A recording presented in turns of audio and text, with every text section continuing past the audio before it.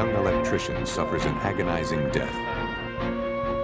The victim's hair may determine whether it was a job-related poisoning or a deliberate act of murder. The wife and mother-in-law of a police officer die from apparent heart attacks just weeks apart.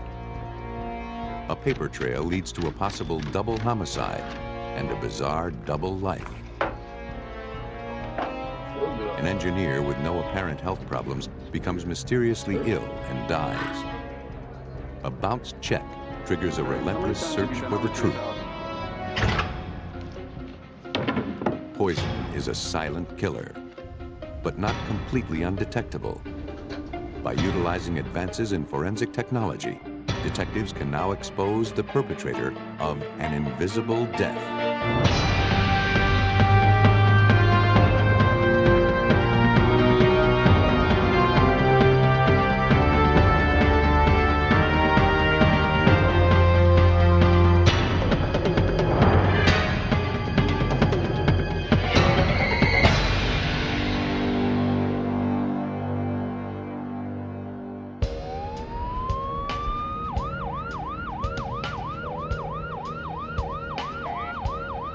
On the evening of September 7, 1991, paramedics were called to the home of Robert and Joanne Curley in Wilkes-Barre, Pennsylvania. Joanne told emergency technicians that her husband, Robert, was in unbearable pain. Though they could not immediately identify the source of the problem, they found his vital signs were dangerously low. The 32-year-old electrician was rushed to the hospital. Doctors there were already familiar with Robert Curley. They had treated him for a rare nerve disease just a few days earlier. At that time, Curley complained of pain in his hands and feet, as well as hair loss and severe nausea. Now, the escalation of Curley's symptoms caused them to reconsider their diagnosis. The hospital's neurologist quickly ordered new tests, this time for exposure to toxic chemicals. 2 weeks later, doctors confirmed that Robert Curley was suffering from exposure to thallium, a toxic heavy metal. Thallium, a naturally occurring element, was widely used in pesticides until the early 1970s, but was banned from widespread use after researchers determined that exposure to concentrated amounts could be deadly. Its use is now restricted to industrial purposes. Forensic toxicologist Dr. Frederick Reeders explains the effects of thallium poisoning. It's a nerve poison, and it starts out very often with burning feet, and then you start getting ascending paralysis. You know, you can't walk, and then eventually you can't use your arms. Then your eyes start to droop, and your neck starts to go, and then your brain and your heart and everything goes. So it's a very insidious poison. For Robert Curley, the information came too late. Mrs. Curley, I'm really sorry. There's nothing. The damage had already been done, and the effects were irreversible. After suffering a massive heart attack, he was placed on life support. So it's just best for him that we Soon after, he was declared brain dead. So other parts of his Robert's wife, Joanne, gave permission for her husband's life support to be turned off. A few hours later, Robert Curley was pronounced dead.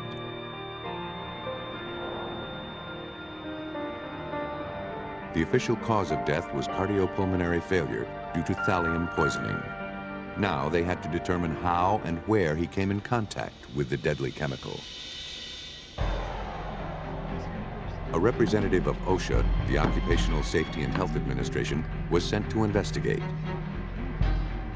Joanne Curley stated that prior to his death, Robert had been working on a major renovation on the campus of a local university. That sounds good. Soon after he began the job, Curley complained to co-workers of flu-like symptoms. By the end of the first week, he could barely walk. He said his feet felt like lead. His colleagues noticed that he looked sweaty and red-faced. Robert Curley would spend the next month in and out of hospitals, going from one medical crisis to another. Maybe you should drink something. Need to get to eat something. It's been a long day.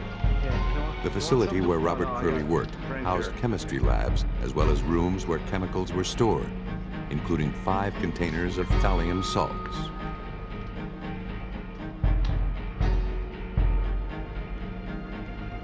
OSHA investigators began a painstaking examination of the chemistry lab. They needed to identify the source and remove it before others were injured. The team took numerous air samples and exhaustively tested various objects and rooms to determine if there was another source of exposure. They came up empty. There were no signs of tampering or leakage from any of the containers. They learned that Curley was storing cabinets in his garage that he had taken from the university chemistry labs. They searched his home, but found no traces of thallium on the cabinets. With no answers to explain her husband's death, Joanne Curley contacted a toxicologist at the hospital. Some of them can be a little bit. She seemed terrified that she and her daughter might also have been exposed.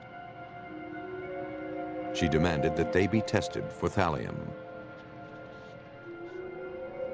Joanne Curley tested positive, but the amount of thallium in her system was not at a toxic level. She would not require treatment.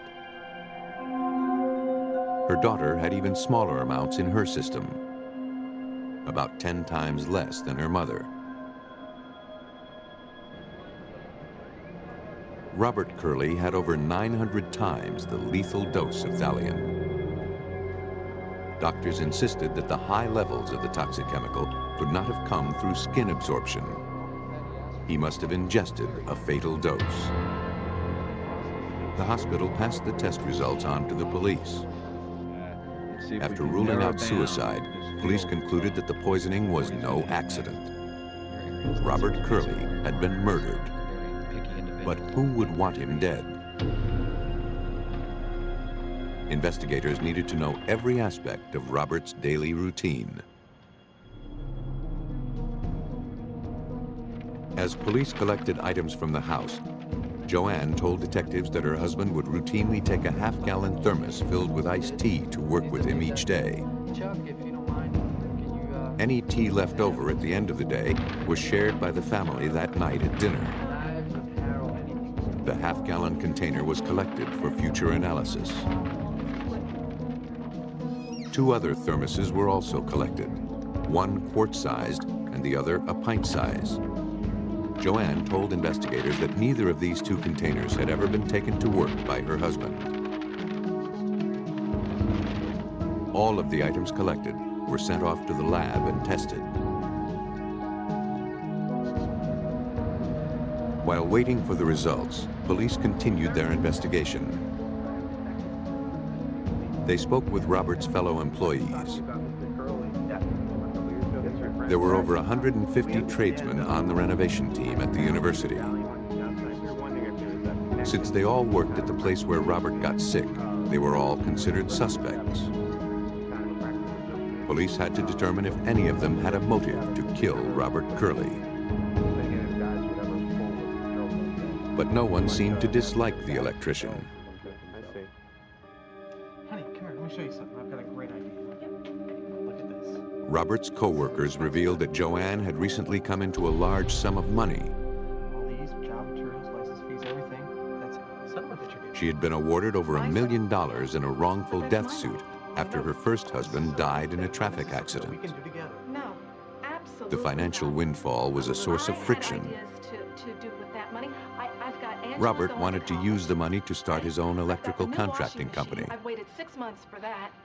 Plus, you wanted the yard to be Joanne made it clear she had no absolutely not. intention of bankrolling her husband's It's dreams. my money. Well, we can talk No. about that. We can't. It's my money, and you're not getting it.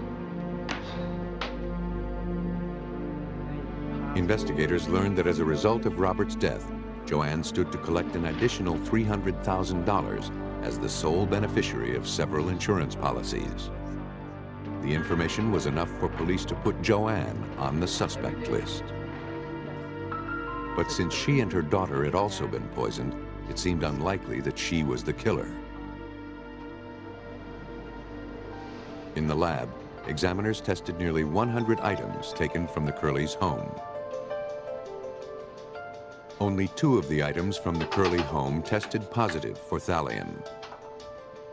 The half-gallon thermos Robert took to work with him each day, and one of the smaller thermoses Joanne insisted never left home. For police, the findings were troublesome. Since thallium was found in a thermos Robert never took to work, there was no direct link between the poisoning and the university. Police began to suspect they had been looking in the wrong place for Robert's killer. The lab results were leaked and published by a local newspaper that was following the investigation.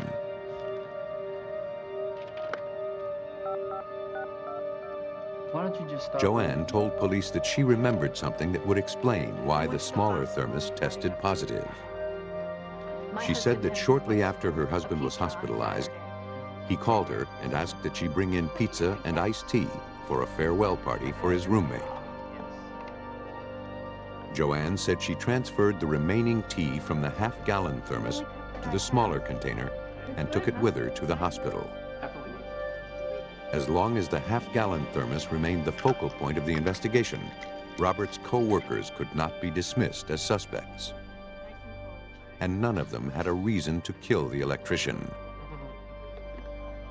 The investigation hit another dead end, one that would last for the next 3 years.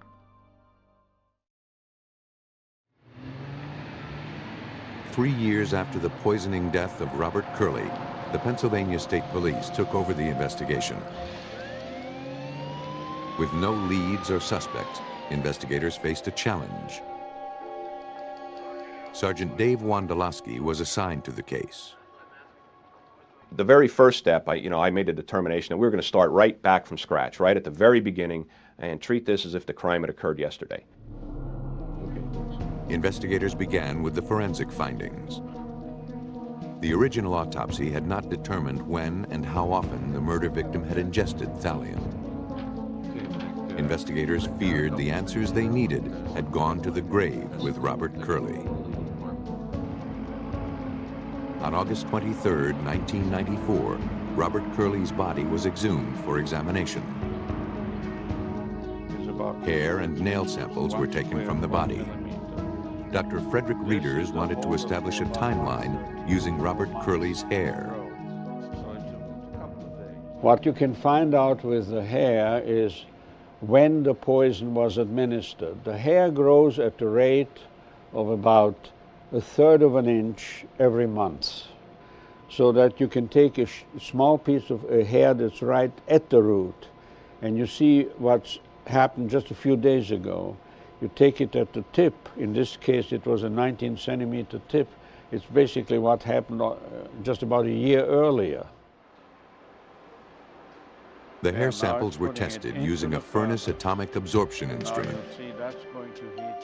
In this test, a sample is placed in a graphite tube and heated to the point of vaporization. A light is shined through the tube. The amount of light absorbed by the vapor determines if thallium is present and how much. Robert Curley's hair samples told an especially revealing story. The hair is long enough so that we can say that in November of 1990, he started getting thallium, and probably even earlier. And that apparently then there was he got another dose around March of 1991. Another one, a smaller one perhaps, sometime in April. And then he got a whopping dose in June. And then he continued to get doses because instead of going up and down, it just kept going up. Then there was a pause, and then we found actually that towards the very end that it was going up like crazy. Robert Curley had started ingesting thallium well before he began working at the university. He had been slowly and methodically poisoned to death. Then, a final massive dose had been administered around the time he was last hospitalized. The one person with both motive and access was Joanne Curley. Investigators scoured Joanne's previous statements. Of particular interest was her account of bringing pizza and tea in a pint-sized thermos to Robert and his hospital roommate in the days before Robert's death.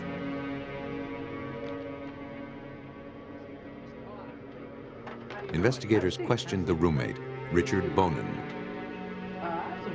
He gave them a very different story than the one Joanne had given a few years earlier.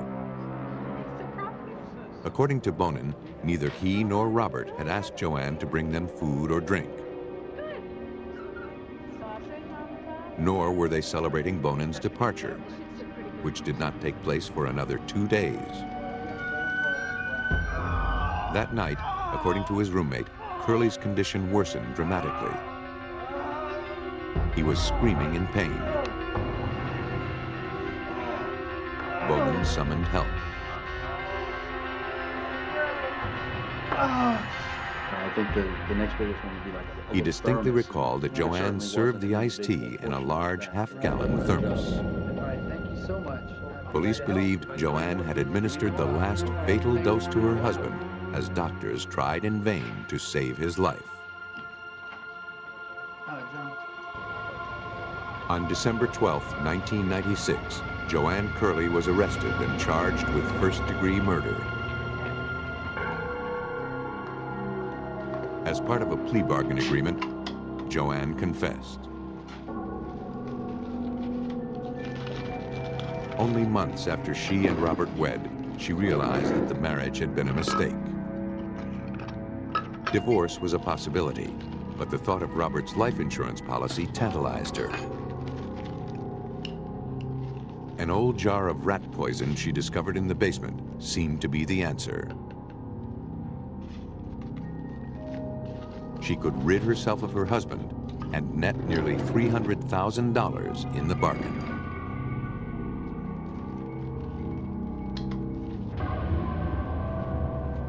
Joanne laced Robert Curley's iced tea each day. To divert suspicion, she administered a harmless dose to her daughter and herself. For a time, her cover-up and frequent diversionary tactics worked. Joanne Curley eluded police for over 5 years. According to Pennsylvania State Trooper Robert McBride, the forensic findings were invaluable. The forensics gave us a timeline and time periods when people or the murderer would have had to have access to him. And by that means, we were able to exclude other potential suspects. This wasn't really an investigation. Normally, an investigation starts and you zero in on a suspect. This was totally opposite. This was an investigation of exclusion. We went about eliminating people until we got down to one. Joanne Curley was sentenced to serve 10 to 20 years in the Pennsylvania State Penitentiary. Curley poisoned her victims slowly over time. While other killers aren't as methodical, the technique proves just as deadly. In this case, the names of the victims and killer have been changed. On January 30th, 1985, Patrolman Walter Wallace raced to Memorial General Hospital. As a veteran of the Roselle, New Jersey Police Department, he had often responded to medical emergencies. But this call was personal. The doctor informed Wallace that his wife, Beth, had collapsed and suffered a seizure. Is she on any medication whatsoever? Wallace was stunned. His wife was fine when he left for work that evening. Well, she is really critically ill. Nothing Beth wrong? had no Well, history maybe of if we get seizures, outside, and though we she can struggled with a weight problem, she had been in relatively good health. As Beth's vital signs rapidly failed, doctors could offer the patrolman little hope, She's not taking anything. She's dieting or anything. nor could they find an explanation for her symptoms. Well, is she on any medication? 3 hours later, Beth Wallace was dead. When we brought her in, we brought her immediately up. How do you know police work? Beth and Walter had been married for 24 years and had 3 children together. Beth's mother, Rose Parker, was living with them when the tragedy occurred. Because of the sudden and mysterious nature of Beth Wallace's death, the doctor requested an autopsy. Cause of death was determined to be cardiac arrest. A month later, tragedy struck the Wallace home again. Rose Parker suffered a massive heart attack. Paramedics worked frantically to stabilize her and swiftly transport her to the hospital. But it was too late. Shortly after her arrival, Rose Parker died.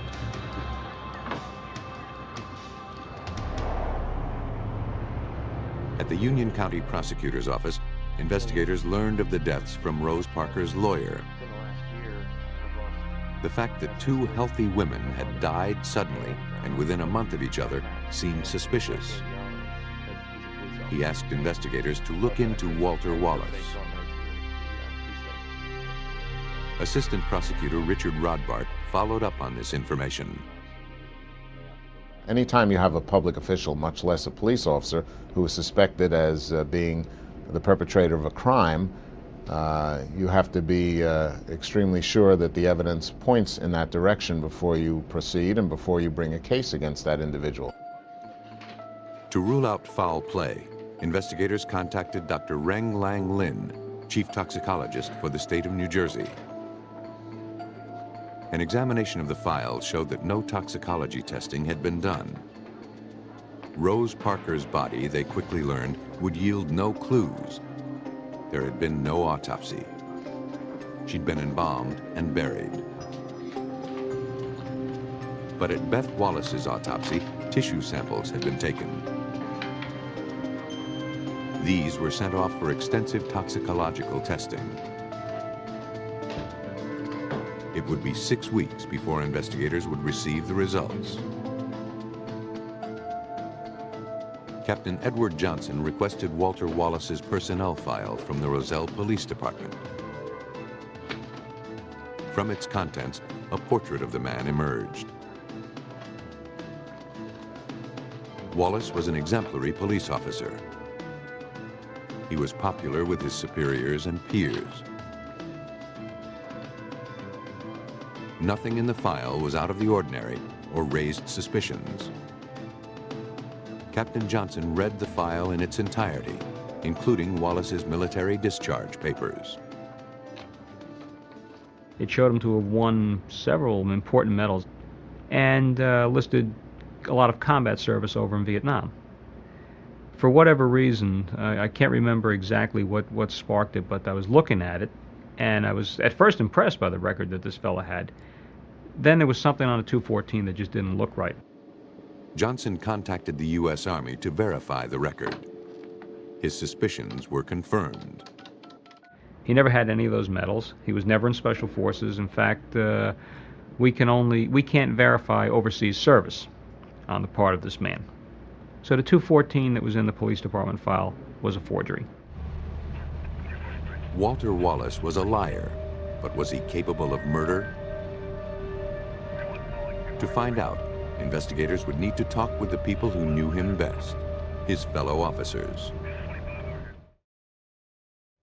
There is a certain difficulty, obviously, in investigating a police officer for a crime, because you have to go into his department, talk to people that he works with every day, and the more people you talk to, the more you're signaling where your investigation is going.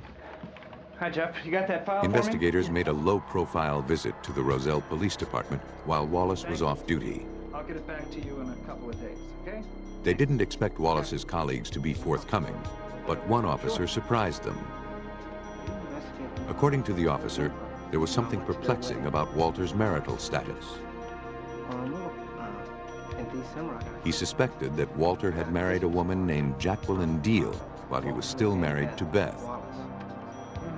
Investigators wondered, was Walter legally divorced or living a double life? Through Beth's friends, investigators learned Walter was away from home a lot. He told Beth he was being treated at a VA hospital for exposure to Agent Orange. And that's why sometimes for a week or so he might be gone, or he might be gone for the whole weekend, and she's not going to see or hear from him, and she's not going to be able to get in touch with him because the ward that he's in over at the hospital doesn't have any kind of telephone. He was pretty good, and for a while he was pretty good at juggling all of this. Investigators traveled to nearby Elizabeth, New Jersey to question Wallace's other wife. Thank you. Well, Jacqueline Deal confirmed that she and Walter had been married on November 2nd, 1984, 3 months prior to Beth Wallace's death. She said Walter had divorced his wife the summer before. Walter had brought over the divorce papers when it was final, and the two had celebrated. I'm so excited. Investigators found the divorce decree among documents provided by Rose Parker's lawyer. Numerous irregularities made them question its validity. Investigators searched for the original divorce decree at the county courthouse. There was no record under the name of Wallace. They then searched under the case number, only to discover it belonged to somebody else's divorce. The case name clearly read Martin versus Martin, not Wallace versus Wallace. Police surmised that Wallace used his badge to obtain the Martins' divorce decree. Wallace altered the document in order to obtain a marriage license with Jacqueline. Investigators sent the document to the FBI lab for further analysis. They had caught Walter in another lie, and this one indicated a possible motive for murder. But investigators were perplexed.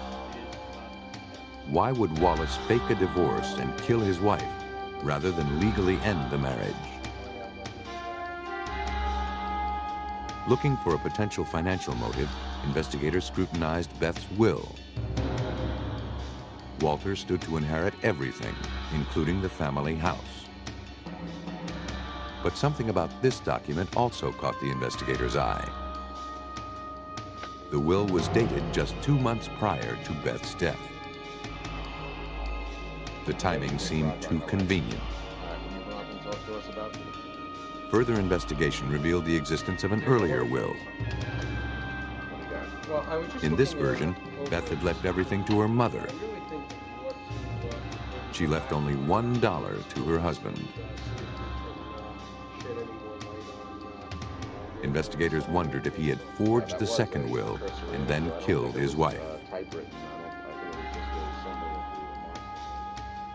The new will was notarized by a secretary in the Roselle Police Department.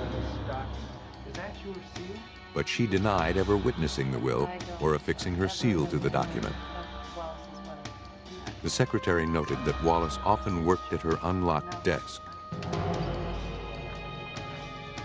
He could have easily used her notary seal to certify a document without her knowledge.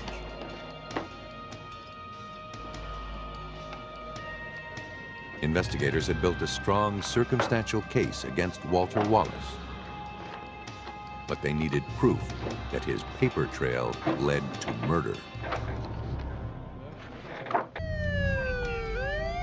Investigators in Roselle, New Jersey, suspected Officer Walter Wallace was responsible for the death of his wife, Beth.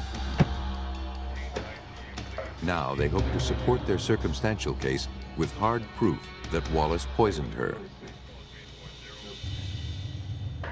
4 months into the case, the New Jersey State Lab reviewed the results of a general toxicological screening of Beth's blood, tissue, and urine.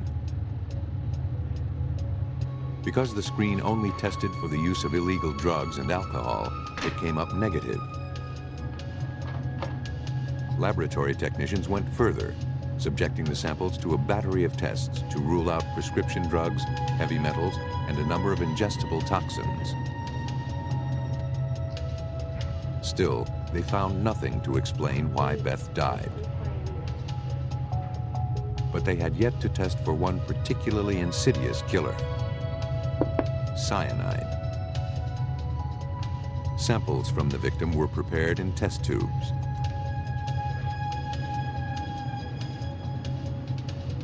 A color reagent was then added. If cyanide is present, a reaction occurs. Ultimately, the sample turned a dark shade of purple. Beth Wallace had cyanide in her system when she died. To determine the concentration of the poison, the sample was read by a spectrophotometer. A lethal dose of cyanide is about 2.5 milligrams per liter. Results showed that Beth Wallace had nearly twice that much in her blood and more than 3 times that amount in her spleen.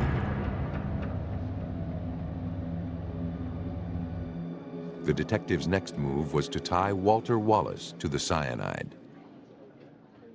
Every detective that we had in the Major Crimes Unit went out there and started banging on doors in the factory district that they have over in Roselle.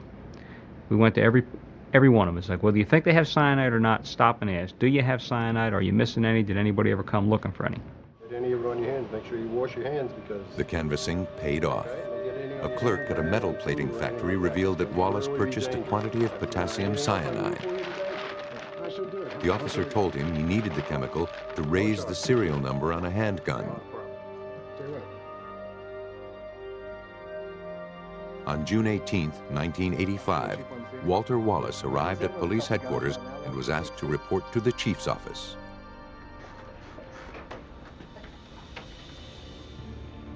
There, he was placed under arrest and escorted to jail.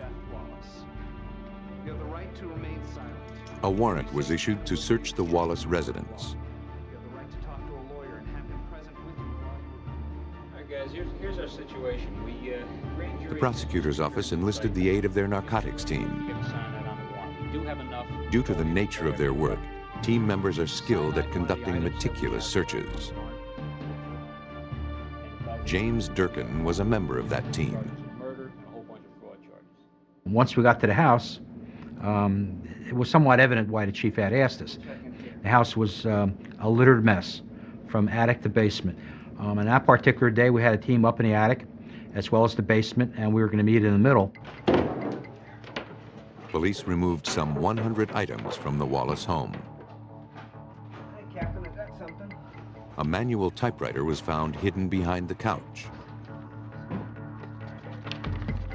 Legal documents, including the original Martin divorce decree, were found in a drawer. Upstairs, the narcotics squad found a trap door leading to the attic. Writing samples, along with a page of forged signatures, were collected. Within 15 minutes, a team member discovered a crucial piece of physical evidence. Bingo. An empty bottle. What have you got? Got this in the attic. The handwritten label read potassium cyanide.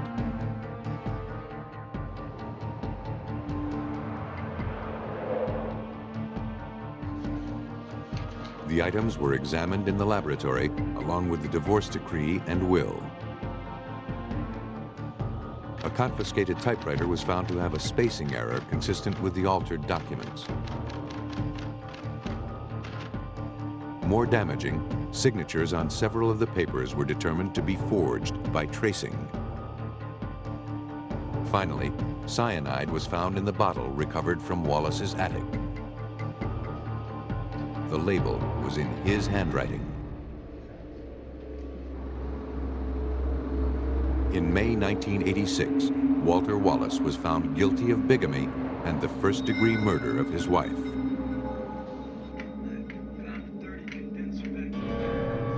Police theorized that Walter Wallace's double life was becoming too complicated.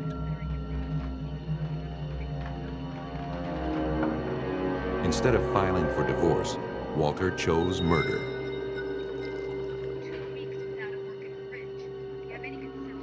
But his attempt to finance a new life at his wife's expense was his undoing. Wallace was sentenced to serve from 30 years to life in prison. He was never charged or tried for the murder of his mother-in-law, Rose Parker, due to lack of evidence. The secret life of Walter Wallace was motive for murder. For other killers, the motive is far less complicated. In this case, the names of the victim and killer have been changed. On July 17, 1991, Dana Jacobs awoke to find her husband, Larry, violently ill. This is a little different. It seemed like food poisoning. He had intense stomach pain with vomiting and diarrhea. What's your stomach feel like? When his condition hadn't improved by morning, she decided to take him to the emergency room. She stopped at the neighbors to drop off their children. I have to take Larry to the hospital again. John Ballier was concerned. Larry had been in and out of the hospital for weeks with gastrointestinal problems. Yeah. Jacobs was admitted at Humana Suburban Hospital in Louisville, Kentucky. Doctors administered intravenous fluids to keep him from dehydrating. There was cause for concern. Although he displayed the classic symptoms of food poisoning, he did not respond to treatment.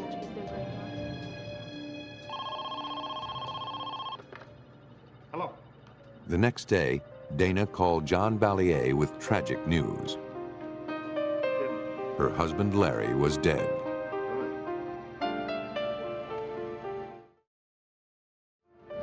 She asked him not to say anything to the children until she could tell them in person. I think it had an impact on us, just having the kids there, having a good time, oblivious to the fact that their father had died and that their lives were going to change probably dramatically. An autopsy was performed with Dana's permission. Doctors wanted to know what had killed the otherwise healthy 41-year-old man. Apparently, Jacobs had suffered a massive heart attack. Yet there was no indication of heart disease or what triggered the attack. His sudden death was considered a mystery. On Monday morning, John Ballier related the sad events of the weekend to his colleagues at the Commonwealth Attorney's Office. Picked them up, and of course the kids play together. Hey John, how are you? Shortly afterward, Ballier received intriguing news from a fellow attorney. Oh, man, it's terrible. His brother-in-law owned a chemical company. Dana Jacobs had been a recent customer. Fine, how you doing today? In fact, she came in the day her husband got sick. She purchased a chemical called colchicine. His brother-in-law only remembered the purchase because Dana's check had bounced. And his brother-in-law had called him complaining about the fact that this check had bounced. And he thought it was kind of an interesting coincidence that the two events involved the same family. Ballier researched the chemical. He found that colchicine in small doses is used to treat gout. Larger amounts could be fatal. He contacted Barbara Weekley Jones, Assistant Chief Medical Examiner for the Commonwealth of Kentucky. There is a fine line between therapeutic levels, meaning giving relief from gouty arthritis, and levels of the drug that can cause significant side effects. And the main side effects of this drug are nausea, vomiting, and diarrhea, which, when it reaches a bad, severe state, can cause death of an individual. Dr. Weekley Jones was aware that the general drug screen performed at autopsy would not reveal a specific toxin, such as colchicine. She prepared blood and tissue samples for further testing. She was not optimistic the test results would prove definitive. If Jacobs had ingested colchicine, it had probably been eliminated from his bloodstream prior to his death. Their only hope was to find traces of the chemical in specific organs. Because the gastrointestinal tract absorbs it, it gets partially metabolized in the liver and it gets excreted in the kidney. So those 3 organs would be the most likely areas to find any residual colchicine at the time of the autopsy. It would take 2 weeks to obtain the test results. Investigators would have to wait for the answer to a crucial question. Had Larry Jacobs been murdered? Larry Jacobs, a 41-year-old father of 2, had died of a mysterious stomach ailment.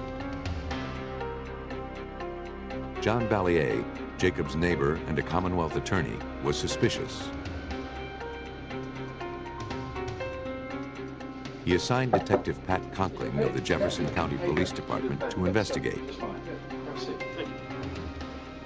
Ballier told Conkling that the dead man's wife had purchased a potentially lethal chemical called colchicine just days before his death.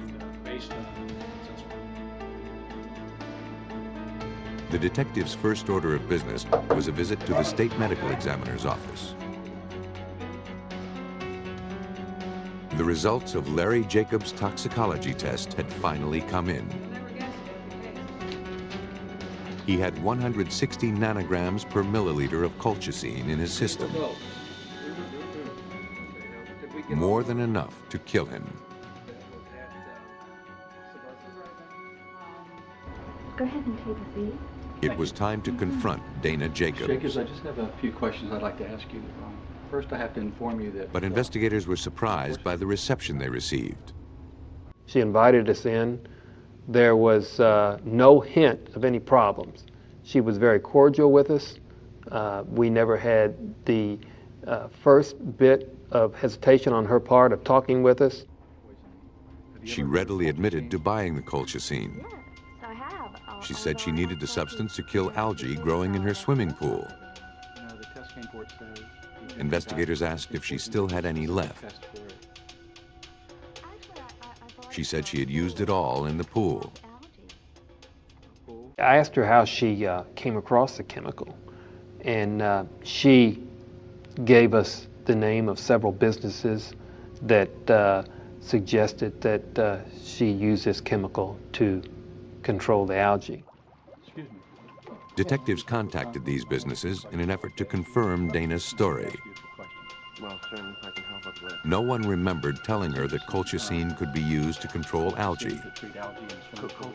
In fact, most had never even heard of the substance. Investigators were at an impasse. They knew how Larry Jacobs died, but not why. Perhaps an examination of the couple's marriage would yield more clues. Investigators visited Larry's sister.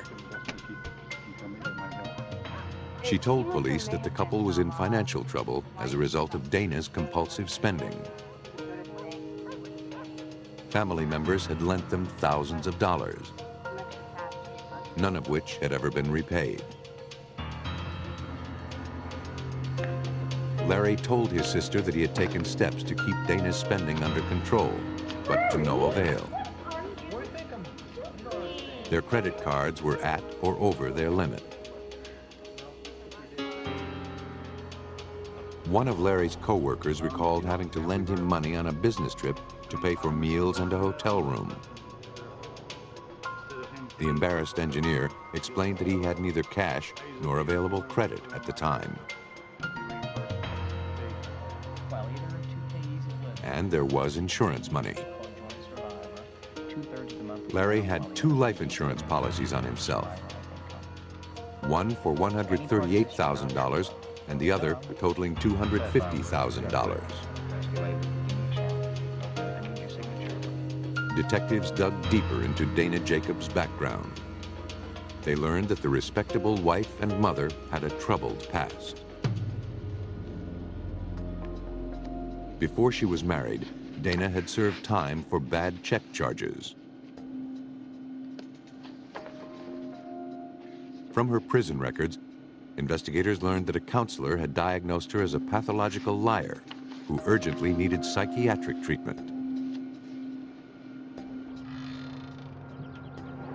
Dana Jacobs was arrested and indicted on murder charges in January of 1992. Police were certain they had cornered a killer. But a new clue was about to emerge, a clue that could possibly put her in the clear.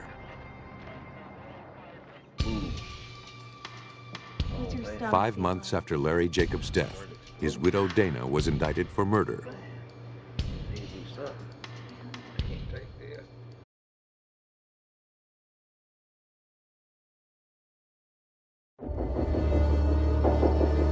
In June 1993, a high-speed car chase across Long Island, New York, ended with a dark and unexpected revelation. When the police walked over to the truck, they immediately smelled an odor that they recognized, which was a decomposing body. Interrogated about the dead woman in the back of his truck, driver Joel Rifkin dropped a bombshell that would cause aftershocks for years. He said there were 17 victims. The bodies were scattered all over the place. Rifkin had chosen victims he hoped no one would miss. He's preying on drug-addled, emaciated prostitutes. At the time of New York's crack wars, some of the deaths barely registered. It was just a violent time. We had this constant stream of murders going on. Targeting the most vulnerable members of society, Joel Rifkin left a trail of devastation in his wake, proving himself to be one of the world's most evil killers.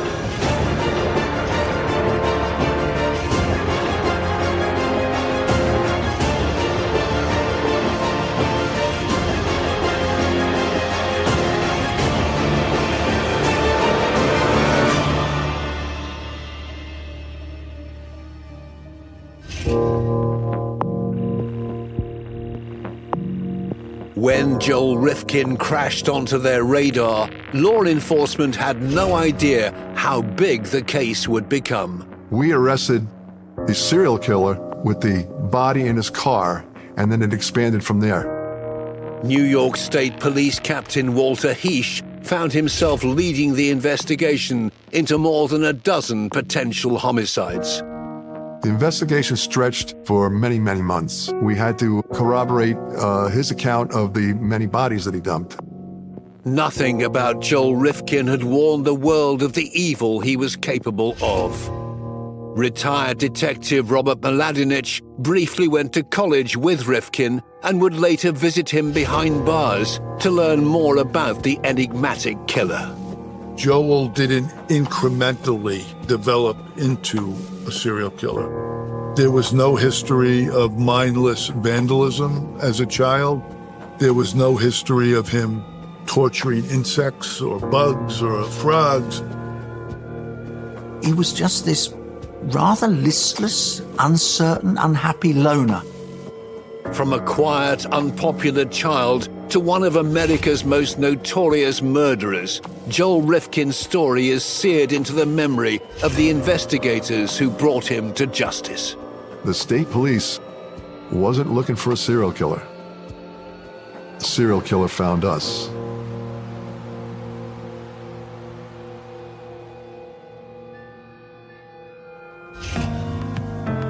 This killer's story begins in New York City. Joel David Rifkin was born on the 20th of January, 1959. He was born to college students who weren't married and couldn't provide for him. He was put up for adoption almost immediately. Rifkin went to the home of a childless couple called Bernard and Jean Rifkin, who lived in Long Island. They were in fact to adopt a second child about 3 years later. The father was a draftsman or an engineer. The mother had a master's degree, which was very unusual for the 1950s. Rifkin's early life with his adopted parents and younger sister was trouble-free. He was loved, he was close to his parents. Parents were very attentive to the children. Joel grew up going on vacations with his family. The family lived in the affluent commuter town of East Meadow on Long Island, about 32 miles from downtown Manhattan. Oh, it's a nice rural area in Nassau County. Very nice neighborhood. As Rifkin moved through his school life, he began to hit roadblocks. He went to local public schools. His parents were very focused on education, but to their disappointment, Joel was never a good student. He always struggled in school. Later on, it was learned that he was dyslexic, but that wasn't something back then that there was a lot of information on. His father was a really brilliant man and would spend hours with him trying to teach him the rudiments of math and then kind of throw his hands up and express frustration. That was a source of great anxiety for Joel. Parental disappointment wasn't all Rifkin had to contend with as he moved into his teenage years. High school was very difficult for him. He was really bullied. They thought he was an oddball. They called him a freak. He had a nickname of the Turtle because he was sort of slow-moving and sort of had a stooped appearance. He sat alone at lunch. They pelted him with eggs. When he joined the cross-country track team, they would hide his running gear. They were really quite cruel. Joel would stay at school after school was over until the very last minute. And then he would purposely take this circuitous way home, like through the woods, through backyards, to limit the risk of running into potential bullies. So even at that young age, as a sort of a survival mechanism, he was forced to be stealth-like and sneaky.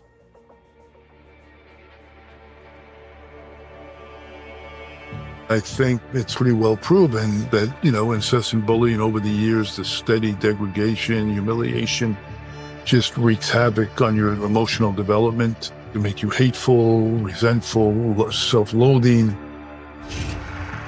Around the age of 14 came another experience that Rifkin would later tell Robert Mladinich had been formative.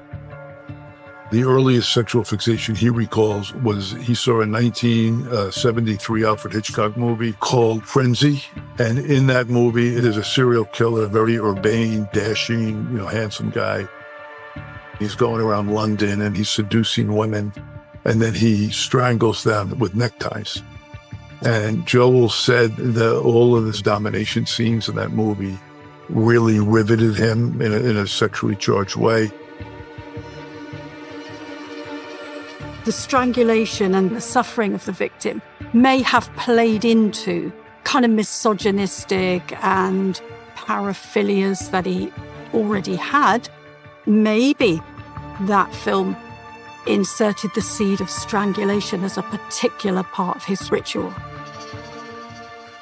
He admits that every woman he was ever with, from the first one, when he was 17, 18 years old, to the last one, he fantasized about killing.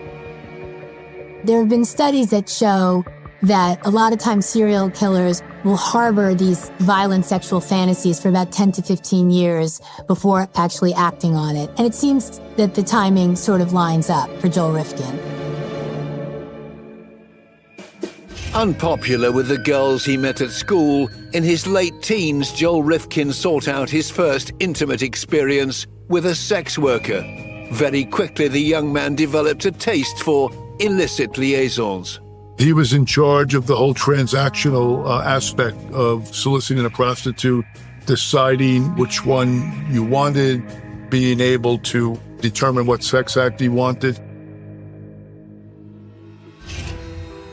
Having struggled through high school, Joel Rifkin graduated in 1977 and enrolled at Nassau Community College.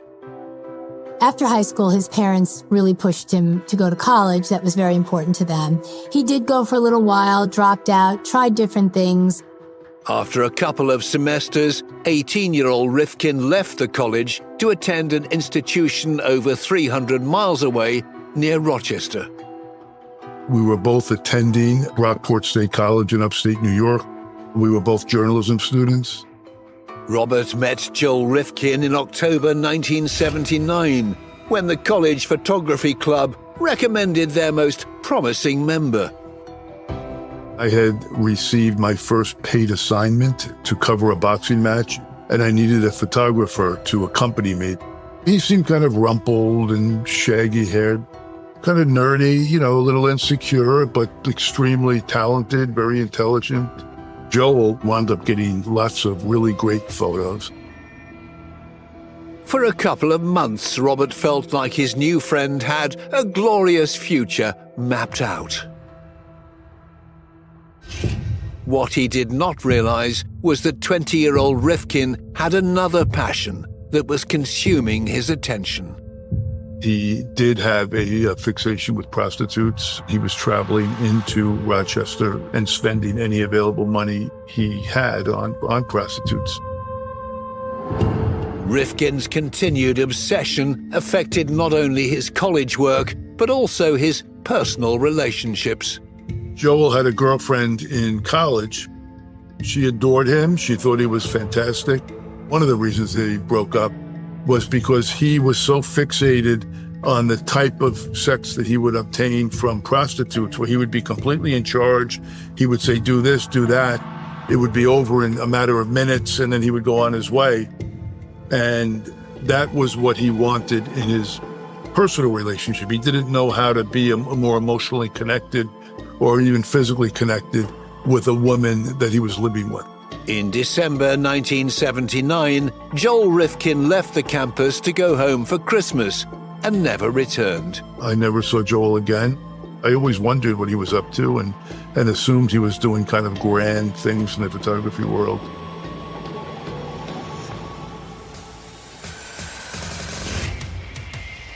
Robert's dreams for his friend's career could not have been further from reality. The next time Joel Rifkin made the headlines, it would be for all the wrong reasons.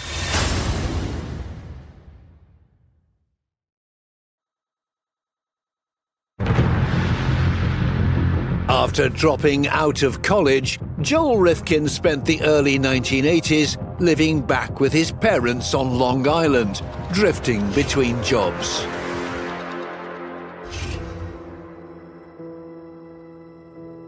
He started a landscaping business, and his mother at that point was excited about it, hoping that this was going to be an avenue for him. But it really didn't take off. He was not very focused on it, didn't do such a good job. People just never called him back.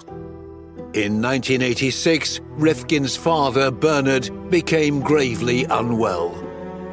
His father is diagnosed with cancer.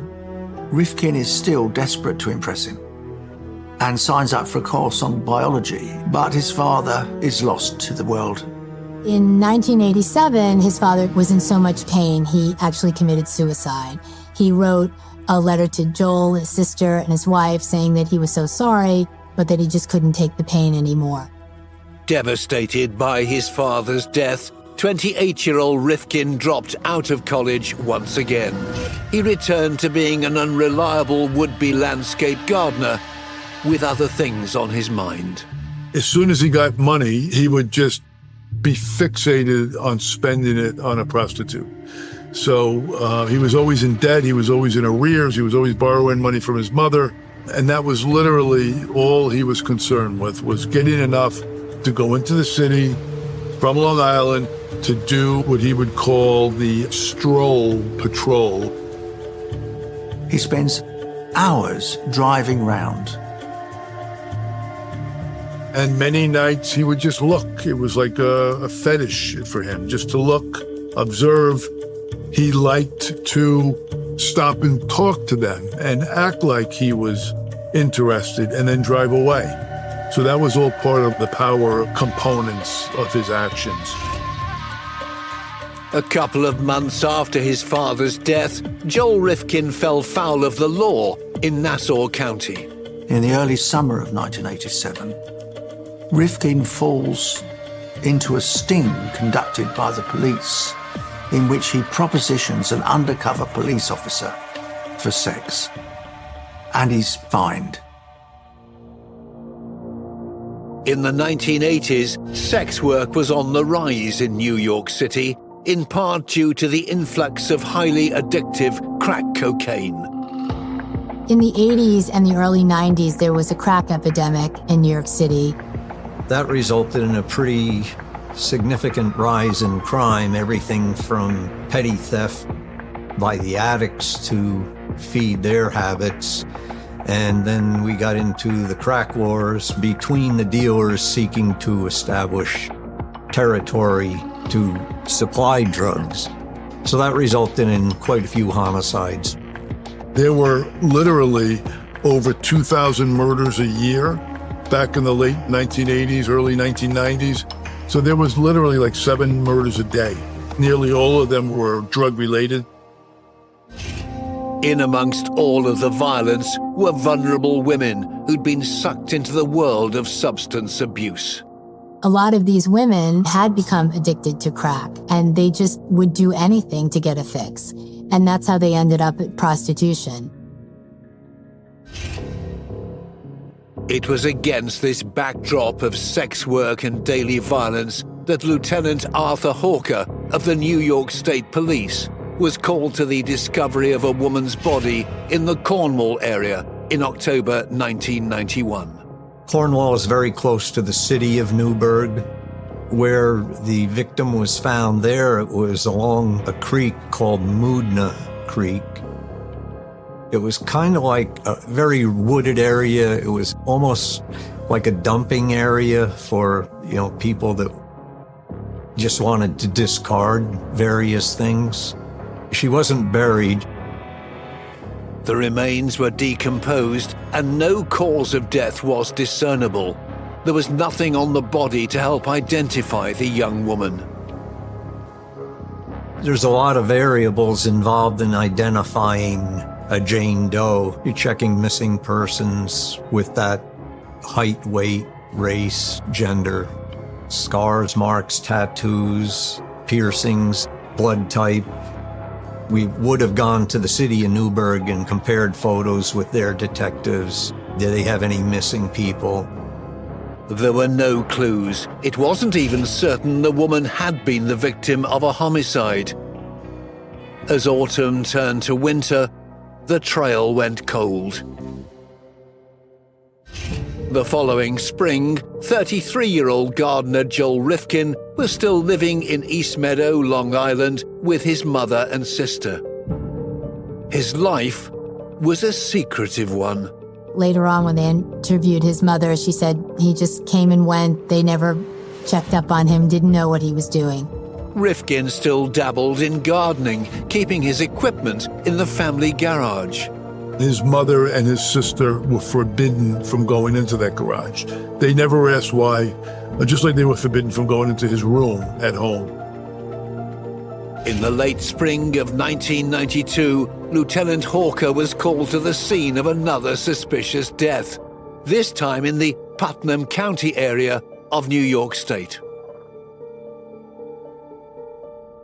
On May 25th, 1992, the partially nude female body was located off a secondary road from Interstate 84, and this was close to the state of Connecticut border. And as a result of that, there was concern that she was not a local, and the local sheriff's office asked the state police to investigate the death. The female body was partially clothed. I don't recall that there was any effort to conceal other than to leave her in the weeds along the road. She was not decomposed or anything like that. It appeared to me to be fairly recent. An autopsy revealed the woman had been strangled to death, but efforts to identify her were initially unsuccessful. The one distinguishing detail that I recall from the scene was that an earring was missing. 2 months later, a woman saw a picture of the unidentified victim on a flyer at the New York City Police HQ in Manhattan. It was her 33-year-old daughter, Anna Lopez. She had been a missing person from New York City area. Her mother described her as a really gregarious, happy, outspoken child. In her late teens, Anna's life had taken a wrong turn.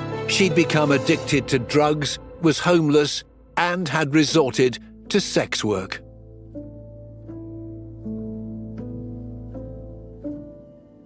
Anna's mother remembers that her daughter just struggled to get clean. She had a child that the mother was raising, and she would come and visit once a month to pick up her Social Security check. And I remember the mother saying that she always knew that if Anna didn't arrive on the 3rd of the month, then she was never coming back, because she came for the money and the money was going to go for drugs.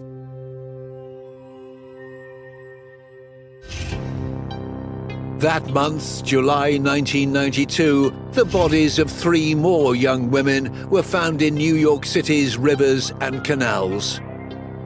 All were badly decomposed, none were identifiable. Police assumed the murders were drug-related. 4 months later, another woman was found in a New York river. Jenny Soto's body washed up in November 1992 in a Harlem waterway. She was wearing only a t-shirt when she was found. Jenny Soto lived in Brooklyn, and she had a big family and was very close to them. She had younger siblings. She used to tell them, don't do drugs, don't even drink, because once you drink, you'll smoke pot and then you'll just keep continuing. But sadly, she didn't follow her own advice and ended up with a boyfriend that introduced her to drugs, and she became a drug addict. And then ultimately started working as a prostitute to support her habit. But Jenny Soto really had dreams. She wanted to be a dancer. She had a group that she was rehearsing with, and she talked a lot about it. She really wanted to make something of herself. An autopsy showed that though Jenny had fought her attacker, leaving his skin under her fingernails, her killer had succeeded in strangling her to death before pushing her off a cliff into the Harlem River. No one knew who killed Jenny Soto, and the family went to the police multiple times and said that they felt that the police didn't care because they just wrote her off. She was a prostitute, and they just didn't take her case seriously. Despite the discovery of so many women murdered and dumped in bodies of water around the city, no one linked the deaths. Nobody was saying, we have a serial killer on the loose. Back then, there was not a lot of computer interaction between the 5 boroughs of New York City. Today, an instant connection would be made. But back then, if something happened in the Bronx or Manhattan, Staten Island, Brooklyn, Queens, there was no linkage between them. The killings joined the long list of unsolved murders plaguing New York. But just a few months later, a routine traffic stop would lead to a high-speed chase which would take a macabre turn, blowing the cold cases wide open.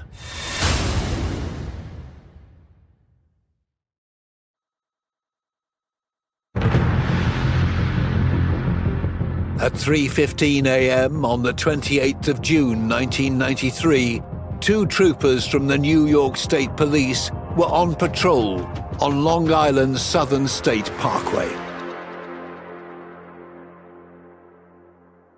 The troopers were on the parkway early morning hours, and they spotted a vehicle with no license plate on the back. They activated the lights and siren. He failed to comply and took him on a pursuit throughout Nassau County. An enormous high-speed chase follows. Other police cars are summoned. It goes on for about 25 minutes. Finally, he loses control on a bend, and the truck goes straight into a streetlight and comes to a grinding halt. The driver was swiftly removed from the vehicle. They asked him for his license and registration and told him he had no license plate on the car. The driver identified himself as 34-year-old Joel David Rifkin. As the troopers prepared to impound the vehicle, they quickly realized the missing license plate was not the only thing wrong. One of the troopers noticed a strong emanating odor of decaying flesh in the back of the vehicle. They went to investigate, and they found the body of a female in partial decomposition wrapped in a blue tarp. He was placed under arrest and brought back to the state police headquarters in Farmingdale. Walter Heesh, then captain of the Bureau of Criminal Investigation with the New York State Police, was called in to lead the investigation into the suspected homicide. Rifkin said that she was a prostitute he had picked up 4 days before. He had sex with her, and things went bad, and then he killed her.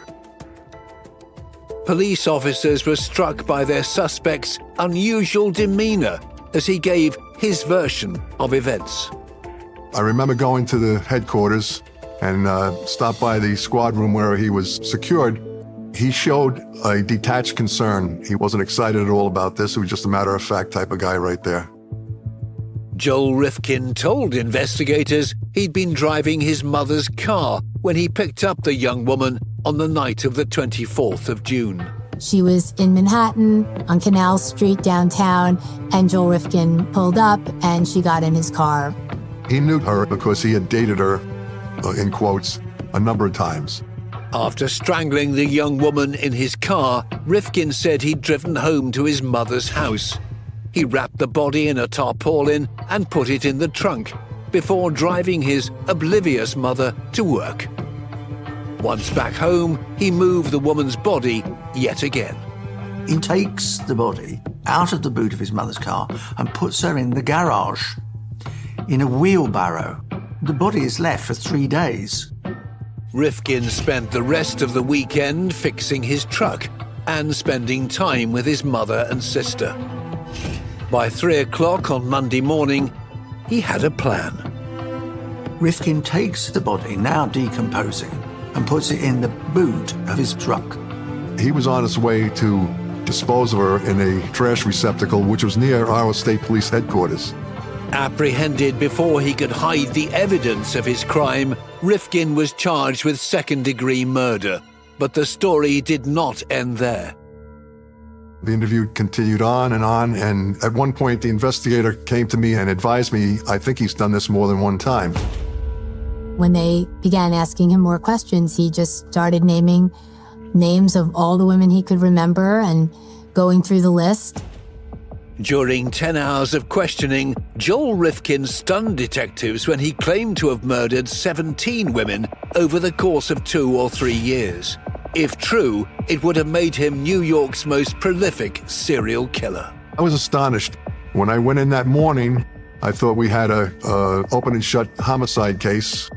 And then by the afternoon, it was one of the biggest cases we've ever had.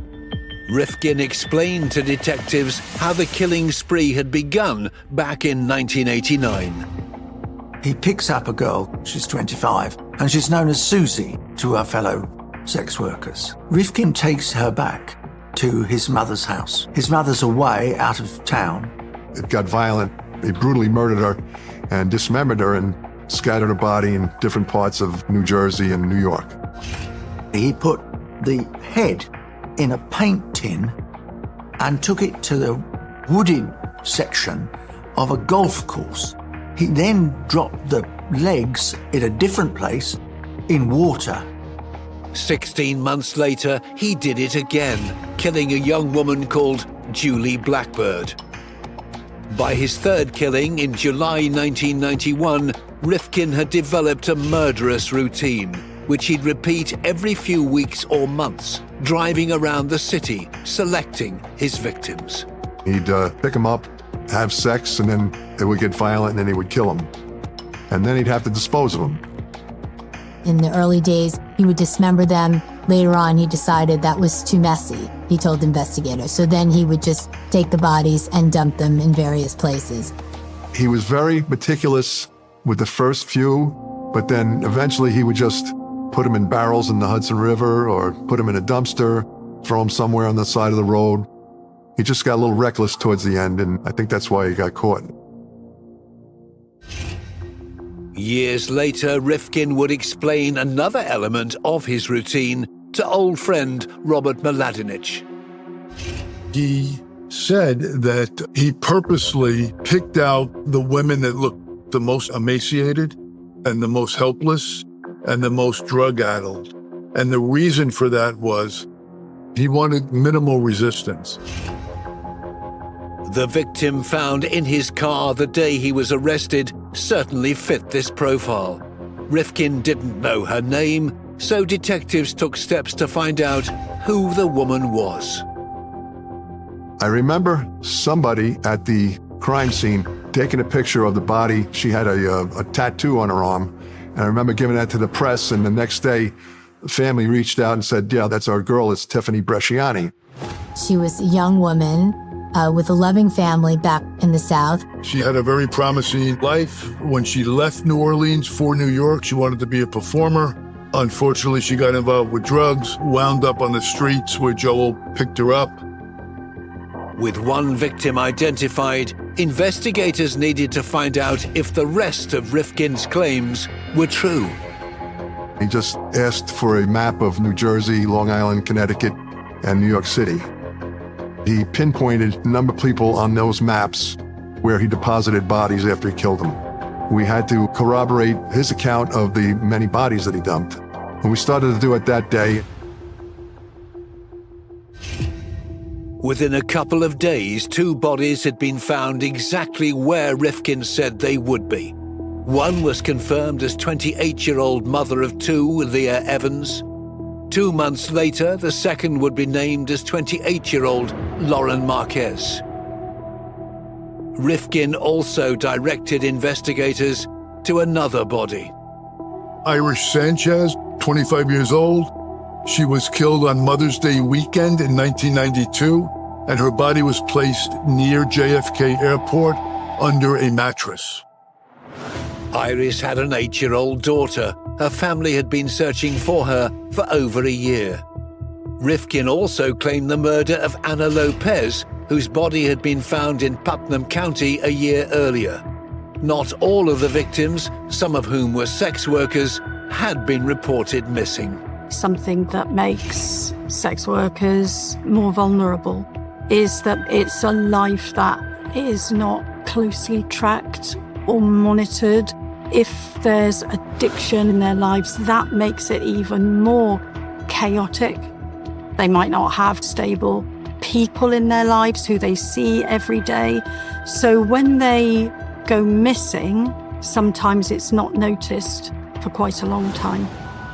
I know that a lot of the victims' families felt that the authorities just weren't that interested. Either their daughter was missing and no one seemed to care, or else they'd find a body and just say it was a prostitute, she was a drug addict, and just not take it so seriously. With a handful of victims verified, there was a long way to go for detectives to determine if all of Rifkin's claims were true. We had obtained a search warrant for his house, and the forensic team and investigators went there, and I met them at the house. And it was very orderly until we got to his bedroom. It was in total disarray. He had a dead snake in a glass tank. It was a gruesome discovery, but by no means the most disturbing thing crime scene officers would find in Rifkin's home that day. By the end of the search, they'd collected dozens of chilling mementos of his shocking crimes.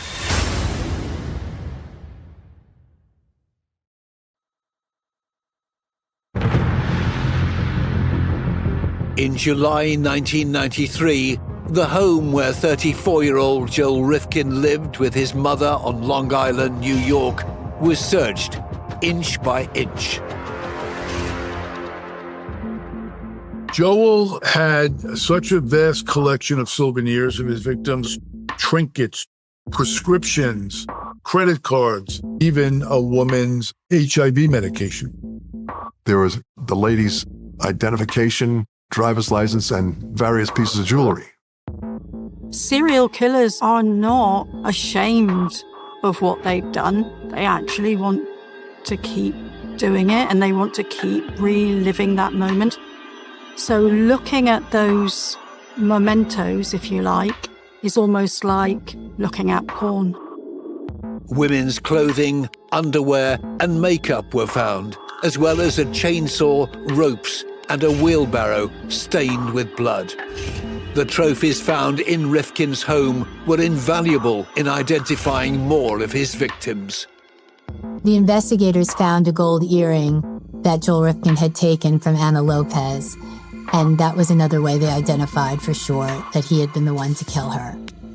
The earring matched the one Lieutenant Hawker had found on Anna's body in May 1992. The crime scene technicians also found a driving license belonging to a woman called Mary Ellen DeLuca, the victim whose body had been found in Cornwall, New York in October 1991. The cache of evidence in Rifkin's home also pointed to an 18th victim, one he'd not admitted to killing. Mary Catherine Williams was a former cheerleader from North Carolina.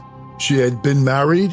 Her and her husband were attempting a reconciliation when she was murdered by Rifkin, and lots of her property was discovered in Joel's room.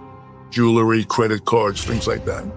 Other victims linked to Rifkin that month included Mary Ann Holloman, age 39, and 28-year-old Lorraine Orvieto, whose bodies had been found the previous summer. Another was 31-year-old Yun Lee, whose body had been found in 1991 in a steamer trunk in the East River. Rifkin had also confessed to a death that had not even been deemed a murder until that point. In July of 1991, Rifkin picks up a 31-year-old sex worker called Barbara Jacobs and again takes her home to Long Island, has sex with her and kills her with exactly the same table leg that he'd killed the previous sex worker. Her body was put into a plastic bag and thrown into a cardboard box and deposited in the Hudson River in New York. When Barbara's body is eventually found, her death is attributed to a drug overdose because she clearly was a drug user. In September 1993, yet another victim was identified. Violet O'Neill's body parts were found over the course of 3 days in the summer of 1992 in various parts of Manhattan. By October, Joel Rifkin had been charged with 6 more murders. The following February, he was charged with the murder of Jenny Soto, whose family had anxiously waited for news since she was found dead 16 months earlier. One day they got a phone call from the investigators, and they said that Joel Rifkin had mentioned the name Soto. They had found an earring of Jenny's in his bedroom. Jenny Soto's mother had told me that she had just prayed to God that she would find the answer and find out what happened to her daughter. And when she got the call about Joel Rifkin, she said it came right between her birthday and Jenny's birthday, and she decided that God had at least answered that prayer for her, so that she at least knew what happened to her daughter. Despite confirming many of Rifkin's alleged crimes, by the spring of 1994, investigators still had at least 3 sets of remains that had not been identified. In April, Rifkin stood trial for Tiffany Bresciani's murder. The trial played out in Nassau County, and pretty much it was a cut and dry case. You have the subject, you have the victim, you have the admissions, and you have the medicological examination of the body. During the prosecution case, he was called a sadistic serial killer who took pleasure in watching people suffer. Rifkin pleaded not guilty by reason of insanity, with his defense team claiming he was a paranoid schizophrenic who could not separate fantasy from reality. The prosecution pointed to the killer's premeditation as evidence of his sound mind. Because he was premeditated about how he went about these murders, and he did keep trophies. He was elusive in his methodology of meeting up with these women and then killing them and dropping them all over a wide geographic area. The jury rejected Rifkin's claim that he was not responsible for his own actions. On the 9th of May 1994, Rifkin is found guilty of Tiffany's murder and is sentenced to 25 years. With his client facing future trials for 8 more murders, Rifkin's lawyer told the media the killer suffered from adopted child syndrome, that he believed his biological mother had been a sex worker who, like everyone else in his life, had rejected him. In the end, Rifkin opted not to stand trial, pleading guilty to all of the remaining charges against him. He was convicted of 9 second-degree murder cases, and he was sentenced to 203 years to life and is now serving that in upstate prison. It is a good relief that the families do have closure with this, and that's one of our main goals, is to provide that to them. Many of the victims' family members had attended Rifkin's various hearings, even those for whose murders he'd not been charged. I think for a lot of the victims' families, there is some sense now of justice because they know what happened, and he is going to be in jail for the rest of his life. He wasn't convicted on every single murder, but we know he's never coming out. At one of the sentencing hearings, Rifkin makes, I think, a very interesting statement. He says, "You all think I'm nothing but a monster, and you're right." When he began visiting Rifkin several years later, Robert Mladinich was struck by the killer's attitude to the devastation he'd caused. When I went to see Joel the first time in Attica State Prison, we got reacquainted. I was wondering how I was going to lead into the murders because I figured he didn't want me to see him in that light, but effortlessly, within 15 or 20 minutes, we were talking about murder number 1, murder number 2, murder number 3. He showed absolutely no remorse whatsoever. Joel said, "I want to, but I can't, and I don't know why, but I wish I could." In 1999, Rifkin launched an appeal against his many convictions. He says, when the Nassau County Police first stopped him in the truck after the chase, they didn't properly read him his rights, and they didn't allow him to ask to see a lawyer. Rifkin argued that his confession to 17 murders had been obtained unlawfully and should not have been used in evidence.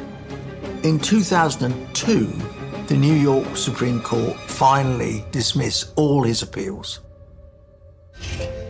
In 2013, there was an unexpected development in the story of Joel Rifkin and his crimes.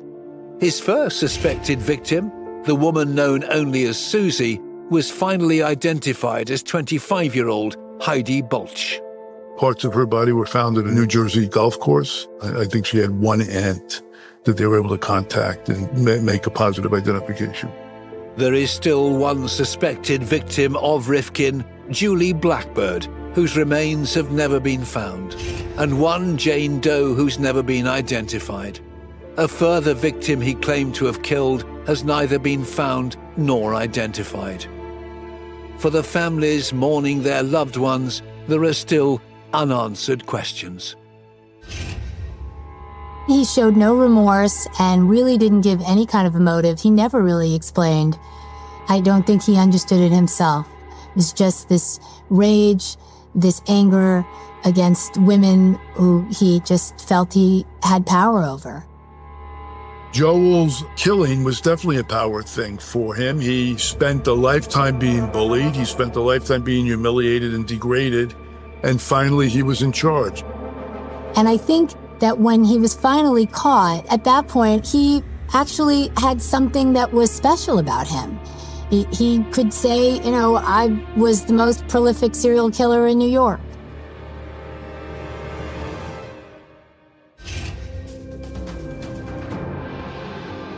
Joel Rifkin had the urge to kill for sexual pleasure. Instead of resisting his murderous impulses, he deliberately targeted vulnerable members of society to satiate his violent and selfish needs. In taking the lives of at least 9 women and disposing of their bodies with callous disregard, Joel Rifkin has cemented his place both in the history books and in the roll call of the world's most evil killers.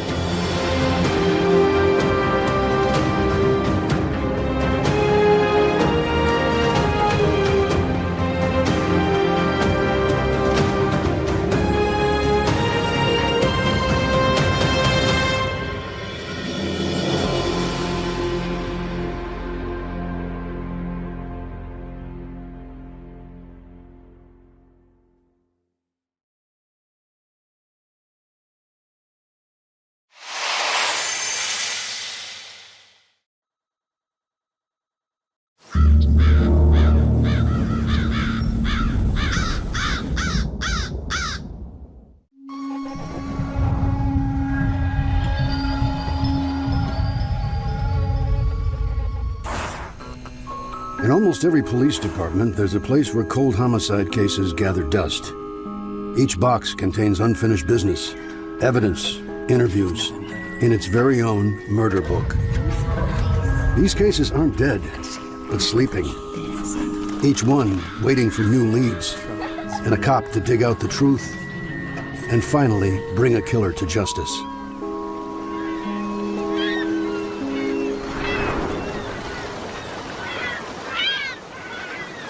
In the Los Angeles suburb of El Segundo, there's an intersection, pretty typical. Regular old stoplight keeps traffic moving, and everyone's safe. But what most people don't realize is that for Southern California cops, this is sacred ground. Decades ago, a man ran a red light here and set in motion a deadly chain of events. Shots fired, shots fired. 2 officers down. I repeat, 2 officers down. For almost half a century, the killer remained at large.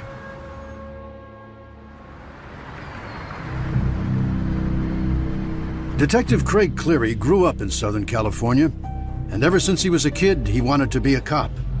In 1990, he became one of El Segundo's finest. Not very well organized yet, my apologies. Oh, it's all right. Thank you, I appreciate it. 11 years later, he's the lead homicide detective. He's got a reputation for being dogged, determined, with a real Jones for catching crooks. So when his phone rings one morning, it seems like fate. Clear here. I got a phone call from the on-duty watch commander telling me that a lady had called and she believes she knows who's responsible for the murders of the 2 officers in 1957. The 2 fallen officers of 1957. There's not a cop who's come through here who doesn't know their story. It's emblazoned on every single uniform. Phillips and Curtis are remembered in the stars on our patch. If you look at our 4 stars on our patch, there are the 4 officers been killed in the line of duty. 2 of those stars stand for Phillips and Curtis. So everyone that works here knows Phillips and Curtis when they're murdered and how they're murdered. And now Lieutenant Craig Cleary has the first new lead in the case in 45 years. He immediately brings in the LA County Sheriff's Department and the DA's office to assist him in the investigation. Cleary needs a team of cops and prosecutors who are going to grab a hold of this case and never let go. When you kill a uniformed peace officer, the entire system is going to come at you with everything it has, and you will be caught. You will be prosecuted. It may not happen tomorrow, but it will happen because we just don't ever give up. Before following up on the new lead from the phone call, they have to know the case inside and out. They begin by poring over the 45-year-old murder book. There were boxes upon box of evidence that was garnered over the many years that this investigation was being conducted. It was like going into a crime time capsule.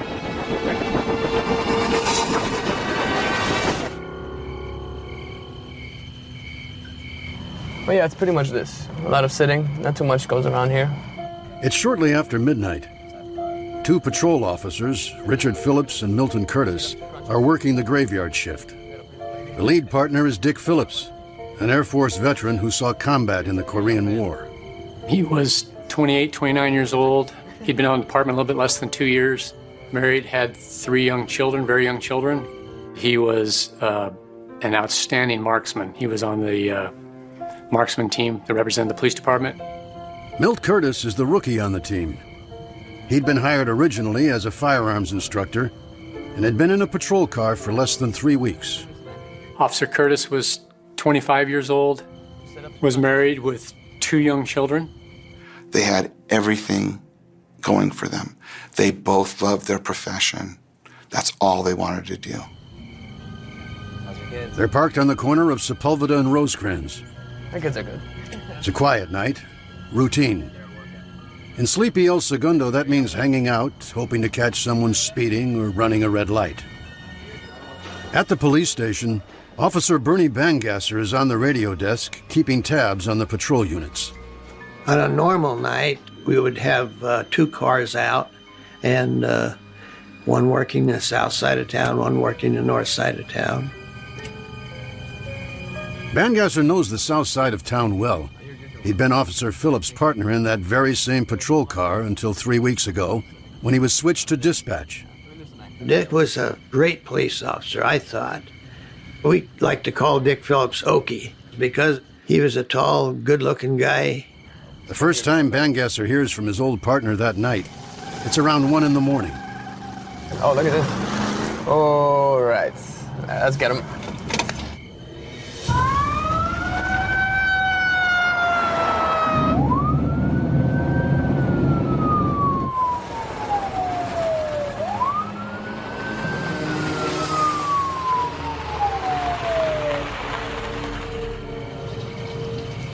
Curtis, I need you to radio in that license plate. Yes, sir. License and registration. Dispatch, what's going on, Officer Curtis? Dispatch, I'm gonna need your road tag. Go ahead. Officer Curtis gave me the license number of his car and asked me to run a 2829 on it, which was stolen or a want. While Phillips writes a ticket, another El Segundo unit checks out the scene. Phillips lets them know everything is fine. 60 seconds later, all hell breaks loose. Officer, we need an ambulance immediately. I assumed that it was Officer Phillips. Sounded like his voice. We need an ambulance immediately. The other patrol car that passed by just moments before hears the call for help and responds.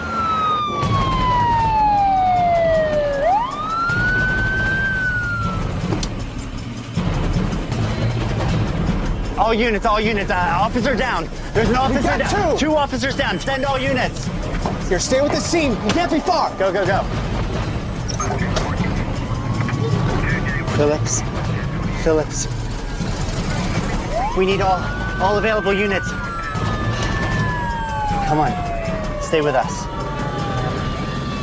Officer Curtis was already dead, and Officer Phillips died, understand, on the way to the hospital.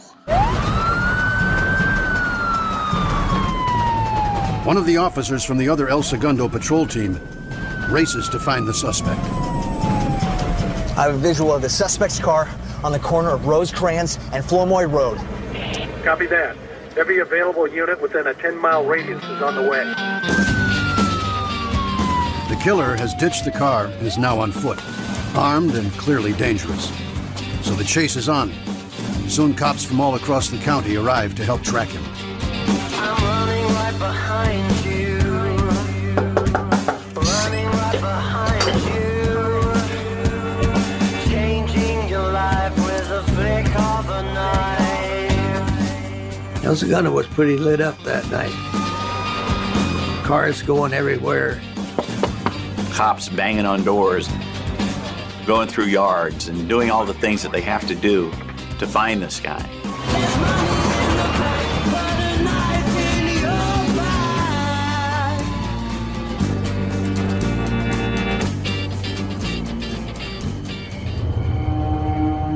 Detectives go over the killer's car looking for clues.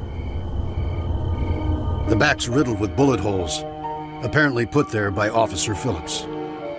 After he was shot and basically dying, he gets off 6 rounds at a fleeing vehicle and hits it 3 times, which, if you really think about it, it's quite remarkable.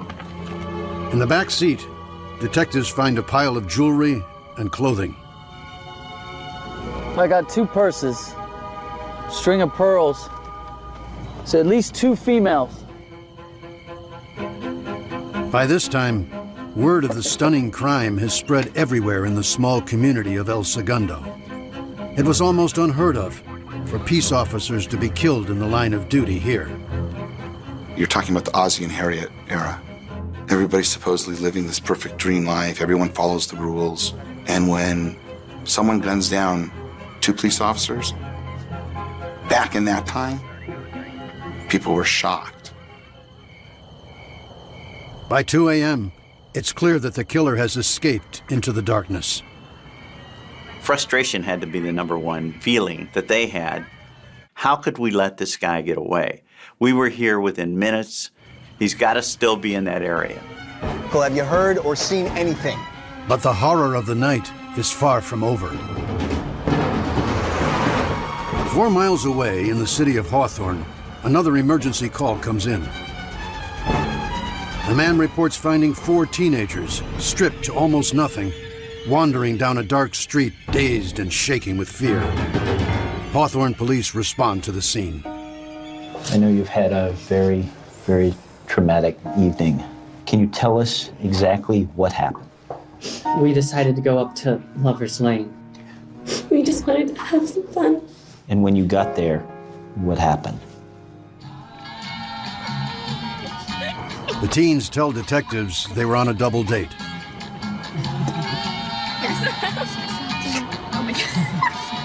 You couldn't see out of the car because of the fog.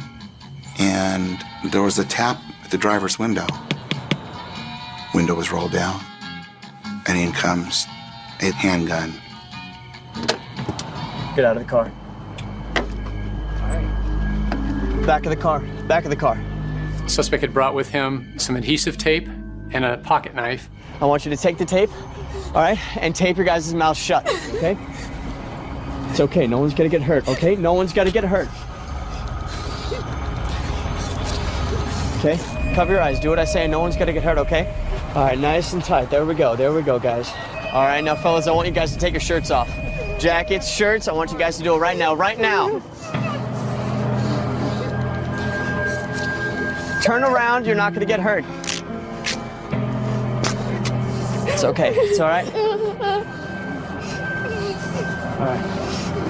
All right, it's okay, guys. All right, I'm gonna have you get back in the car where it's okay, it's warm, okay? If you do what I say, no one's gonna get hurt, all right? Just follow my voice, all right? And step in, all right? And move all the way down, Lay down in the seat, okay? Lay down in the seat, all the way down, thank you.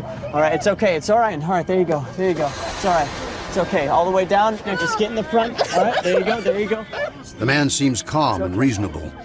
But as he drives the teens to a more remote area, it's soon clear that's all just an act. His real intentions are pure evil.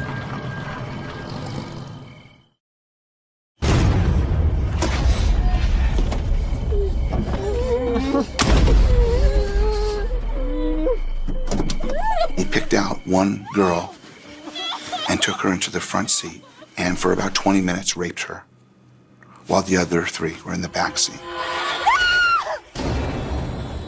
At the end of the rape, I think the kids were convinced they were going to be assassinated. He kept saying, I'm not going to hurt you, I'm not going to hurt you, then he would hurt you. I'm not going to take anything, then he would take something. Everyone get out of the car. When he's done, he makes the teens strip everything off. He took their jewelry, their wallets, purses. Keep walking. Everything was placed in the back seat of the car, and he basically left the victims in this open field.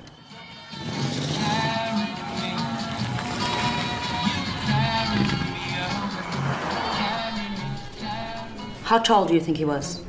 One by one, they describe their attacker to a sketch artist. He was in his mid-20s. He was 6'6", so we know he was kind of tall, had light brown hair. He was combed up into like a pompadour type hairstyle. All the sketches end up remarkably similar. Detectives put out a description of the rapist and the stolen car. And that's when they learn They're not the only ones looking for this guy. What's up? You're not going to believe this.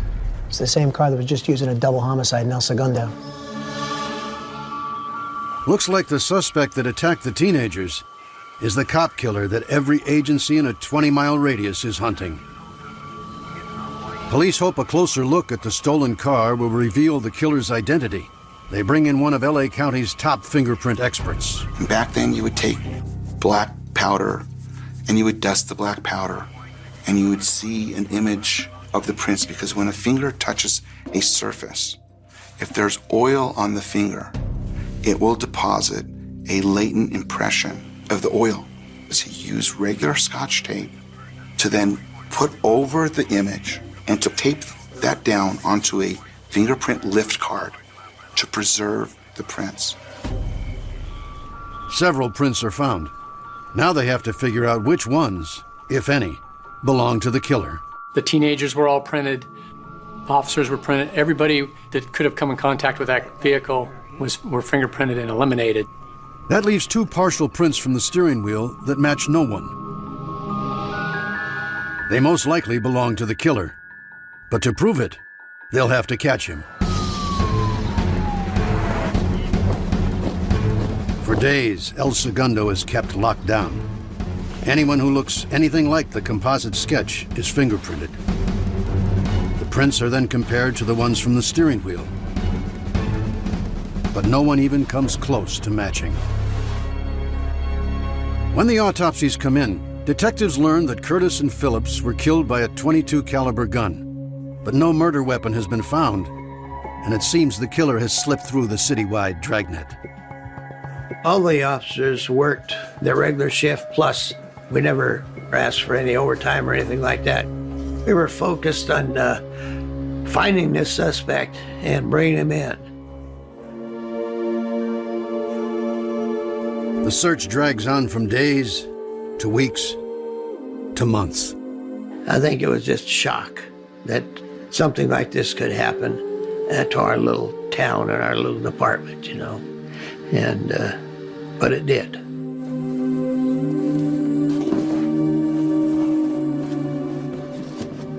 The case went cold. And as a case goes cold, the resources are now shifted to more hot situations. And that's what happened here. 3 years pass without any more progress.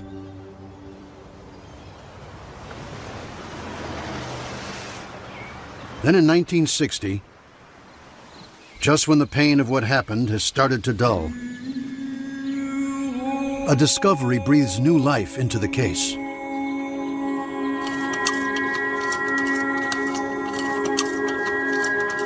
Just a few blocks from where the killer ditched the stolen car he was driving, a teenager digs up something unusual in his backyard. Hey, Dad? What do you got there, son? I don't know. Hey, this looks like part of a gun.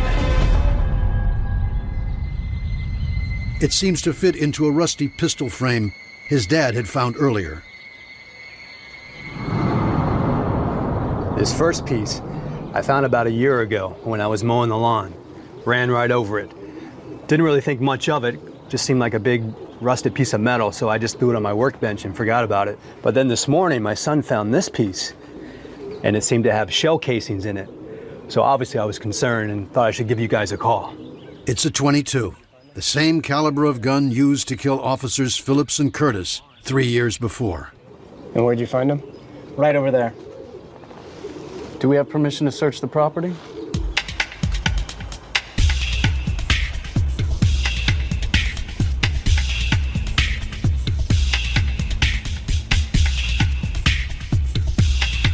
I think I got something. One of the officers found the shooting pin of the handgun. So that was another piece of the weapon that was discovered. The detectives take the pieces back to the crime lab.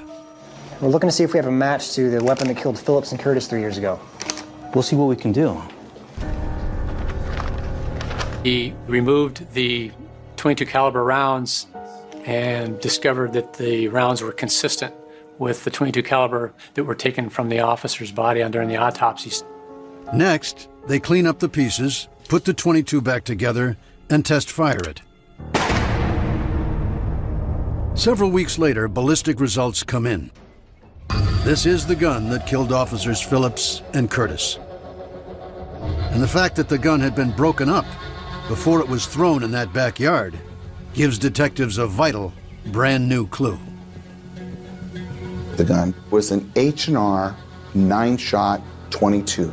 Clearly what the suspect did here was he was trying to make it hard to find the weapon used in the crime.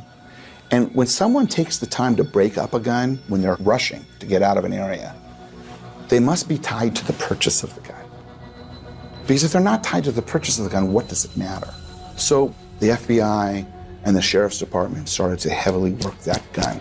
And that's where the case really starts to get investigated. The serial number is right there, plain as day. The detectives are on a roll.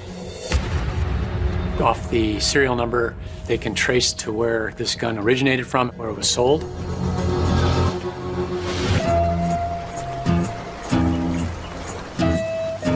The trail leads them to a Sears department store 1,600 miles away. How can I help you? We're tracking down a weapon that was purchased here. Do you have the serial number? Right here. Yeah, let me check my records. The detectives stand by, hoping this is about to be their lucky break. Yeah, here it is, right there. G.D. Wilson. A man named Wilson from Miami, Florida, purchased the gun on July 18th, 1957, just 4 days before Phillips and Curtis were murdered. What are the odds that you were here when Mr. Wilson purchased it? I sold him the gun, actually. I was here. So what can you tell us about him? I mean, I don't forget a face. He was about 6'1", brown eyes, pompadour hairstyle, combed back. The cops can't believe what they're hearing. Not only do they have the name of the guy who bought the gun, they've found a clerk with a photographic memory. You saw him again. Think you might recognize him? Oh, yeah. That's him, right there. There's no question. The killer they've been hunting for 3 years has been here. And if he really was visiting from Florida, maybe he left more of a trail. When they walked out of the gun shop, they looked around and they said, if a guy was going to stay here, where would he stay? And within a block or so, they see a YMCA and they go, let's go up and, just take a chance. Afternoon. We're looking for some information on someone who may have stayed here in the past. July 57. Yeah, you fellas keep a ledger or a register? Yeah, I'll go get it. They pulled out the records and found that a George D. Wilson had checked into the YMCA on the night of July 17th. Now say, would Mr. Wilson have written this or would one of your clerks? We let all the guests fill out all their registration cards. Detectives head back to California with a name, an address, and a sample of G.D. Wilson's handwriting. Now all they need is G.D. Wilson. But when they check out the Miami address, they learn no one by that name ever lived there. They widen their search. Law enforcement started looking at every G.D. Wilson.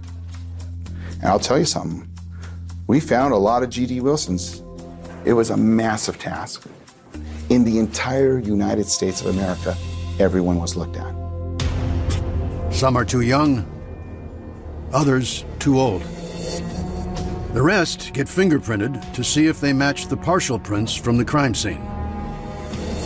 There's books and books full of hundreds and hundreds of people that were looked at that were eventually eliminated. Wilson, fingerprints, no match. Wilson, fingerprint, no match. No match. No match. After years of searching, detectives run out of Wilsons and out of options. No match, nothing. I mean, this case isn't a cold case. This case is frozen. And it stays that way for months, years, and finally decades. There are no new entries in the murder book. Eventually, it gets locked away in evidence, waiting for something, anything, to happen. When Craig Cleary gets the call that changes everything, the cop killer murder book has been in the deep freeze for 40 years. My uncle told me there were 2 cops who were killed a long time ago, and he knows who did it. Are you sure? Yes.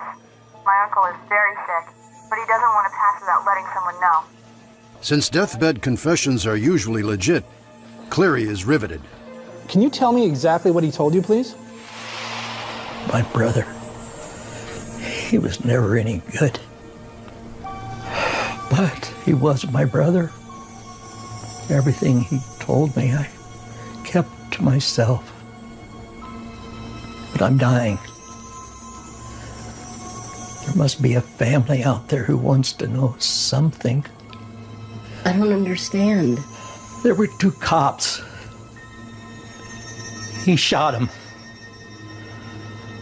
My brother killed both of them. The woman on the other end of the line says that her uncle claimed his brother killed officers Curtis and Phillips in 1957. The brother's name is Gary Trouvaille. We looked at his background. He had a history of rape and robbery. Well, so did the person that killed the officers. We're thinking, wait a minute. They all want this to be the answer. Final justice for the only 2 unsolved officer killings in El Segundo history. But wanting it doesn't make it true. The time this crime was committed, the individual we were looking at would have been about 17 years old. The suspect was described as 6 foot to 6'2", but this individual was 5'7". The suspect, according to the witnesses, had a southern drawl. The suspect did not. Things didn't really fit. Hey, how you doing? But to be completely sure, they interview some of the suspect's friends. Could you tell me a little bit more about your friend Gary? Oh, Gary, yeah. Gary's always telling me things. Yeah. Yeah, he said that he was actually the killer of Robert Kennedy. He said that? He said Sirhan took the fall instead of him. Oh, boy. But then we learned the brother of the dying man had also admitted killing John Kennedy and every notorious crime out there. And because he lived in that general area, of course, he was going to admit being part of that crime. So what looked good in the beginning just fizzled away, and we knew it wasn't the right guy. The first legitimate lead cops have had in decades is dead.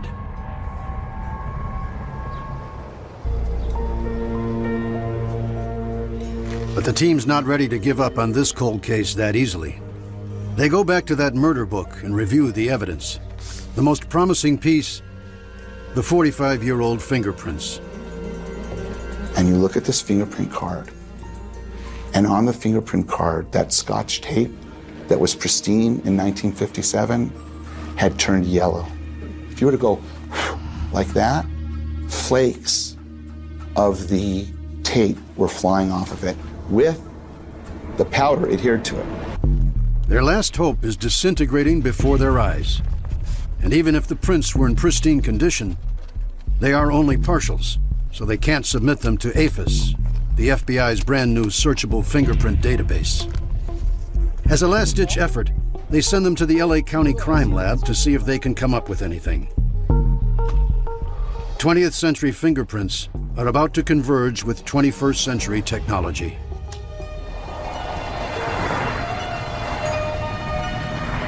Two days later, the team hears back from the forensic lab. They have a read on the print.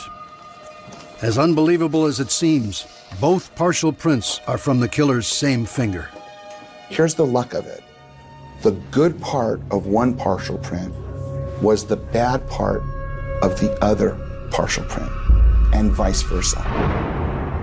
So what they were able to do was take these images of these old prints, enhance them, merge them into one print that was of good enough quality to feed through the APHIS system. The chances of having the two partial prints line up like that are 1 in 64 billion. But the team knows their luck might not hold. After 45 years, odds are they won't find a living felon who matches the prints.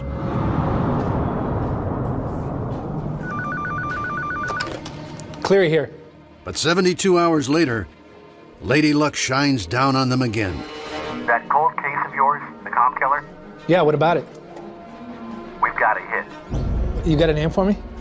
So we learned that the suspect's identified as Gerald Mason, resides in Columbia, South Carolina. He's 68 years old, white, 6'3", approximately 200 pounds. The cop's amazing lucky streak shows no sign of letting up. South Carolina, where the fingerprint was stored, was one of the last states to come on to this database. And approximately a month or two before we ran the print through the AFIS system, they had just come online. Had we run that through the AFIS system a month or two or three or six before, Gerald Mason's name would have never appeared because the information from South Carolina was not in the FBI system. It was just unbelievable when we got that hit. Boom. Here's our guy. An internet search tells them he's the right age and he's got the right look. But he doesn't exactly fit the profile of a 1950s fugitive cop killer. He's a grandfather, he's retired, he has his gas station business that he built up from nothing. He owns this big piece of property. It's a corner lot with this nice home in a very high-end, nice area.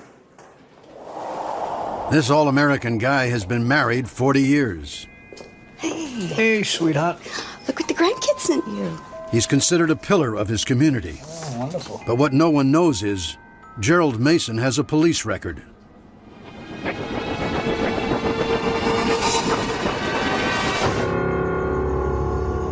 In 1956, the suspect broke into a business,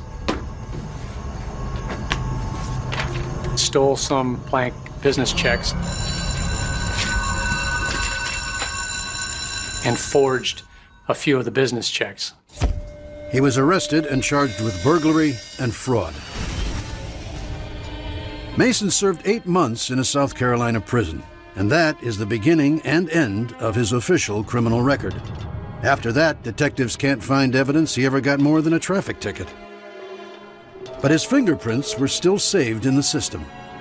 And the reaction of everyone was, okay, great, you've got a fingerprint, okay, but it's pretty rare for such a brutal crime, a rape of a 15-year-old girl, and killing 2 on-duty peace officers typically isn't done by someone who's a very highly respected guy. The team moves quietly to build an airtight case against him, knowing this is their only chance. One wrong move, and they'll never get justice for Officers Phillips and Curtis. The first thing they do is request Mason's 1956 booking photo to see if it matches the eyewitness sketches from the murder book. While they wait for a copy, they turn to the handwriting evidence. We obtained a driver's license application for Mr. Mason from South Carolina, in which he had to fill out, and the sample of writing we had from the hotel registration card of the alias G.D. Wilson. And we took it to the sheriff's handwriting experts to forensically examine it. Gentlemen, with the 2 names, we have 8 matching letters. It's kind of unique that he'll use mostly capital letters, but in some instances he uses lowercase, and it was very, very consistent. You can see this flat line here with the S.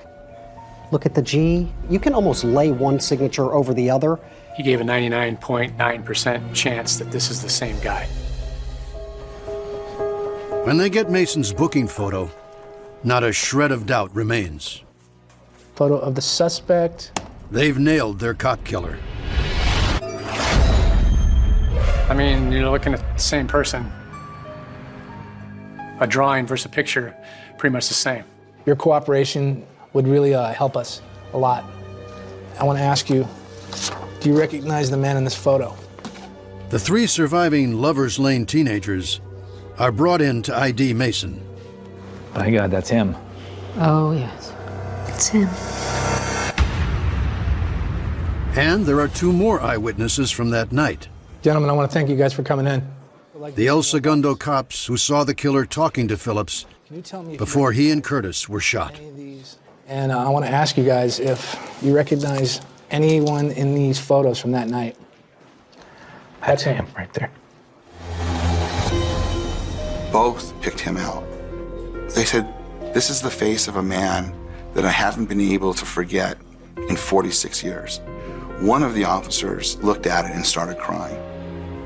Well, my reaction was, after 46 years, it's about time. Told you we'd get him. I told you we'd get him. Lieutenant Cleary said, we've notified the department there, and he said, we're going to go back and get him. And I was relieved, and I said, fantastic. The whole cold case team flies to South Carolina.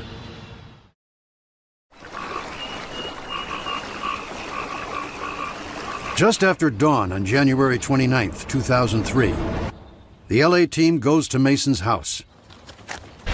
But they don't go alone. They bring a South Carolina SWAT team to back them up just in case. We didn't know who we were dealing with or how this person would react if he was capable of doing this in 1957. He's capable of doing it now.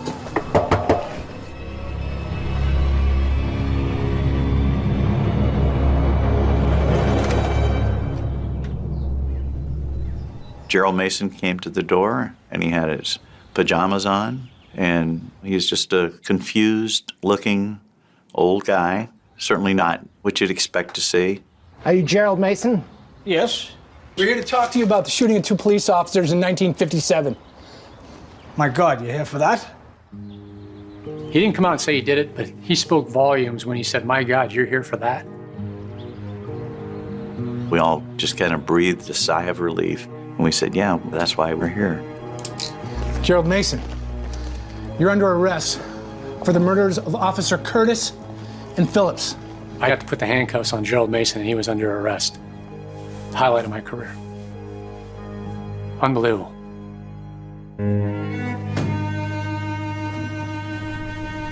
Fingerprints are just the start of the pile of evidence I have against you. My witness, handwriting, matching the YMCA receipt and the gun receipt.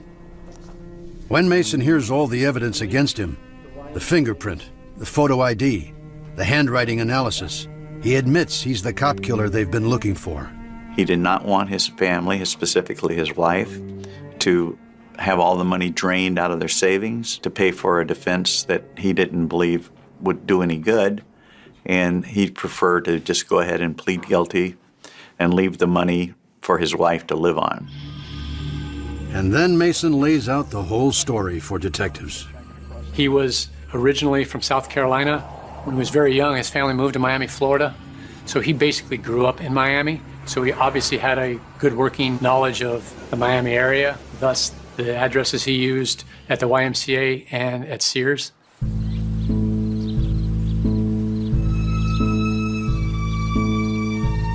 By his early 20s, Mason was back in South Carolina. According to Mason, he was kind of down and out, really wasn't holding a job, wasn't going to school. He had an alcohol problem, and I believe a prescription medication addiction. After serving time for the burglary, Mason said he wanted a change of scenery. Yeah, I decided to hitchhike across the country. You know, see what I could see. Mason headed west. When he got to Shreveport, Louisiana, he got a cheap room at the Y and scraped together enough dough to buy a cheap pistol. Oh, I'm just looking for a little bit of insurance on the road. You never know when you might run into some trouble. Well, that's pretty good for self-defense. Yeah, that's exactly what I'm looking for. I'll take it. A few days later, Mason and his new gun had made it all the way to Southern California. I hadn't eaten in 3 days. I was tapped out. I had no money. I saw an easy target.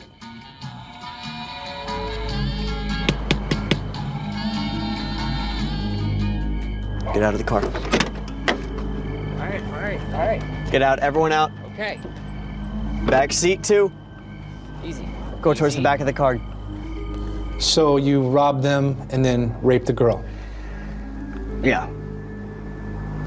It wasn't the real me. Something overcame me. I was drinking. I wasn't in my right mind. It was pretty obvious that this guy was out for no good that night. Take the tape and tape your guys' mouth shut. He was out on Lover's Lane by himself. Just take it off, just take it off. Jackets, shirts, faster, please. He had a gun and he had some duct tape. Make sure you can't talk or scream. He was definitely a premeditated crime. Strip everything. Shoes, pants, dresses, everything. Earrings, jewelry. He was waiting for the right victims to come along. You walk all the way down that road. Keep walking. These kids happened to be those victims. Keep going. I'll get in the car and I'll get away, and then I'll dump the car somewhere, and then I'll maybe hitchhike back to where I came from, and they'll never catch me. All right, let's get him. One thing he didn't anticipate was getting pulled over by the police, and when he got pulled over by the police, he was convinced that he got pulled over not for running a light, but because they were on the lookout for him for what he had done. I mean, just stay right there, sir. License and registration.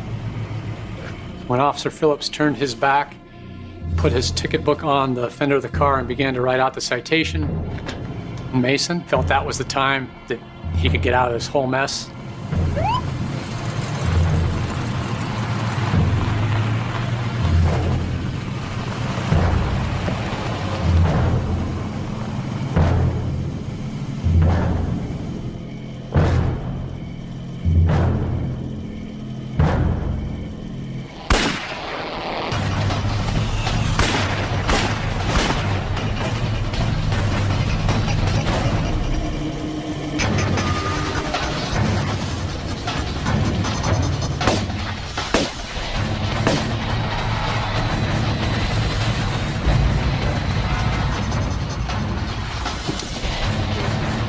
A few blocks away, he dumps the car, and then the gun.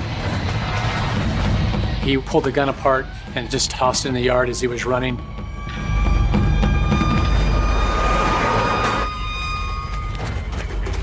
He said all hell was breaking loose. He said there were cops everywhere.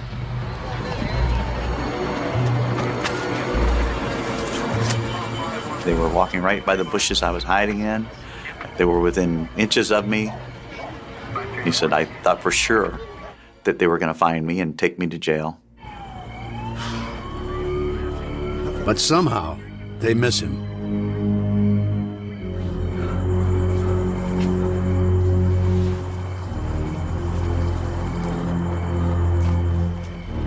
And Mason heads back to South Carolina.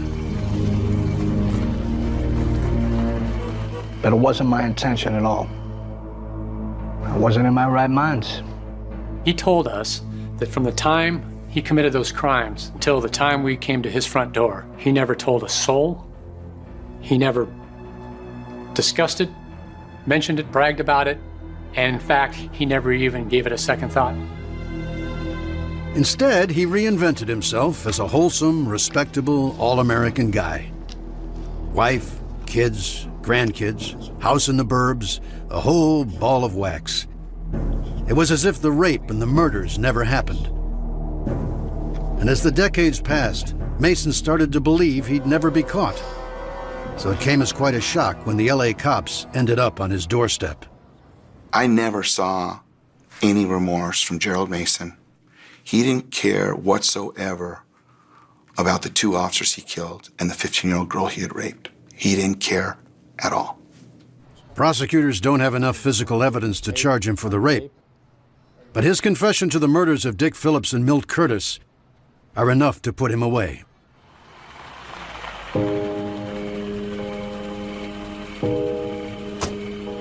Well, I guarantee you that not a day went by in the families of these 2 policemen that they didn't think about that cold night in El Segundo in 1957 when their fathers were killed.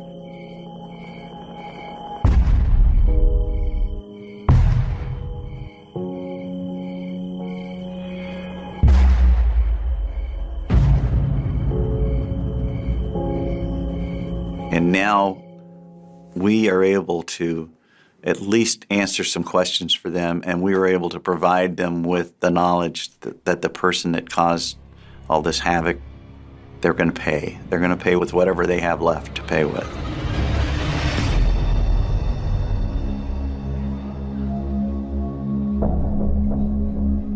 I was in the courtroom, and the charges were read to him, and the judge says, "How do you plead?" And he said, "Guilty. 2 counts of first-degree homicide, premeditated homicide." And I thought, amen.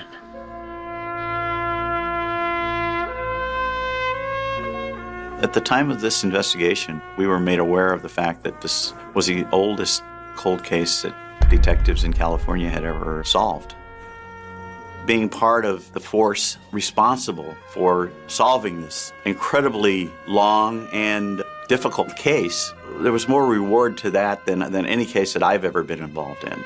Gerald Mason will be up for parole, I believe it's in 2017. As long as Mason has these parole hearings, I'll be there until the day I die.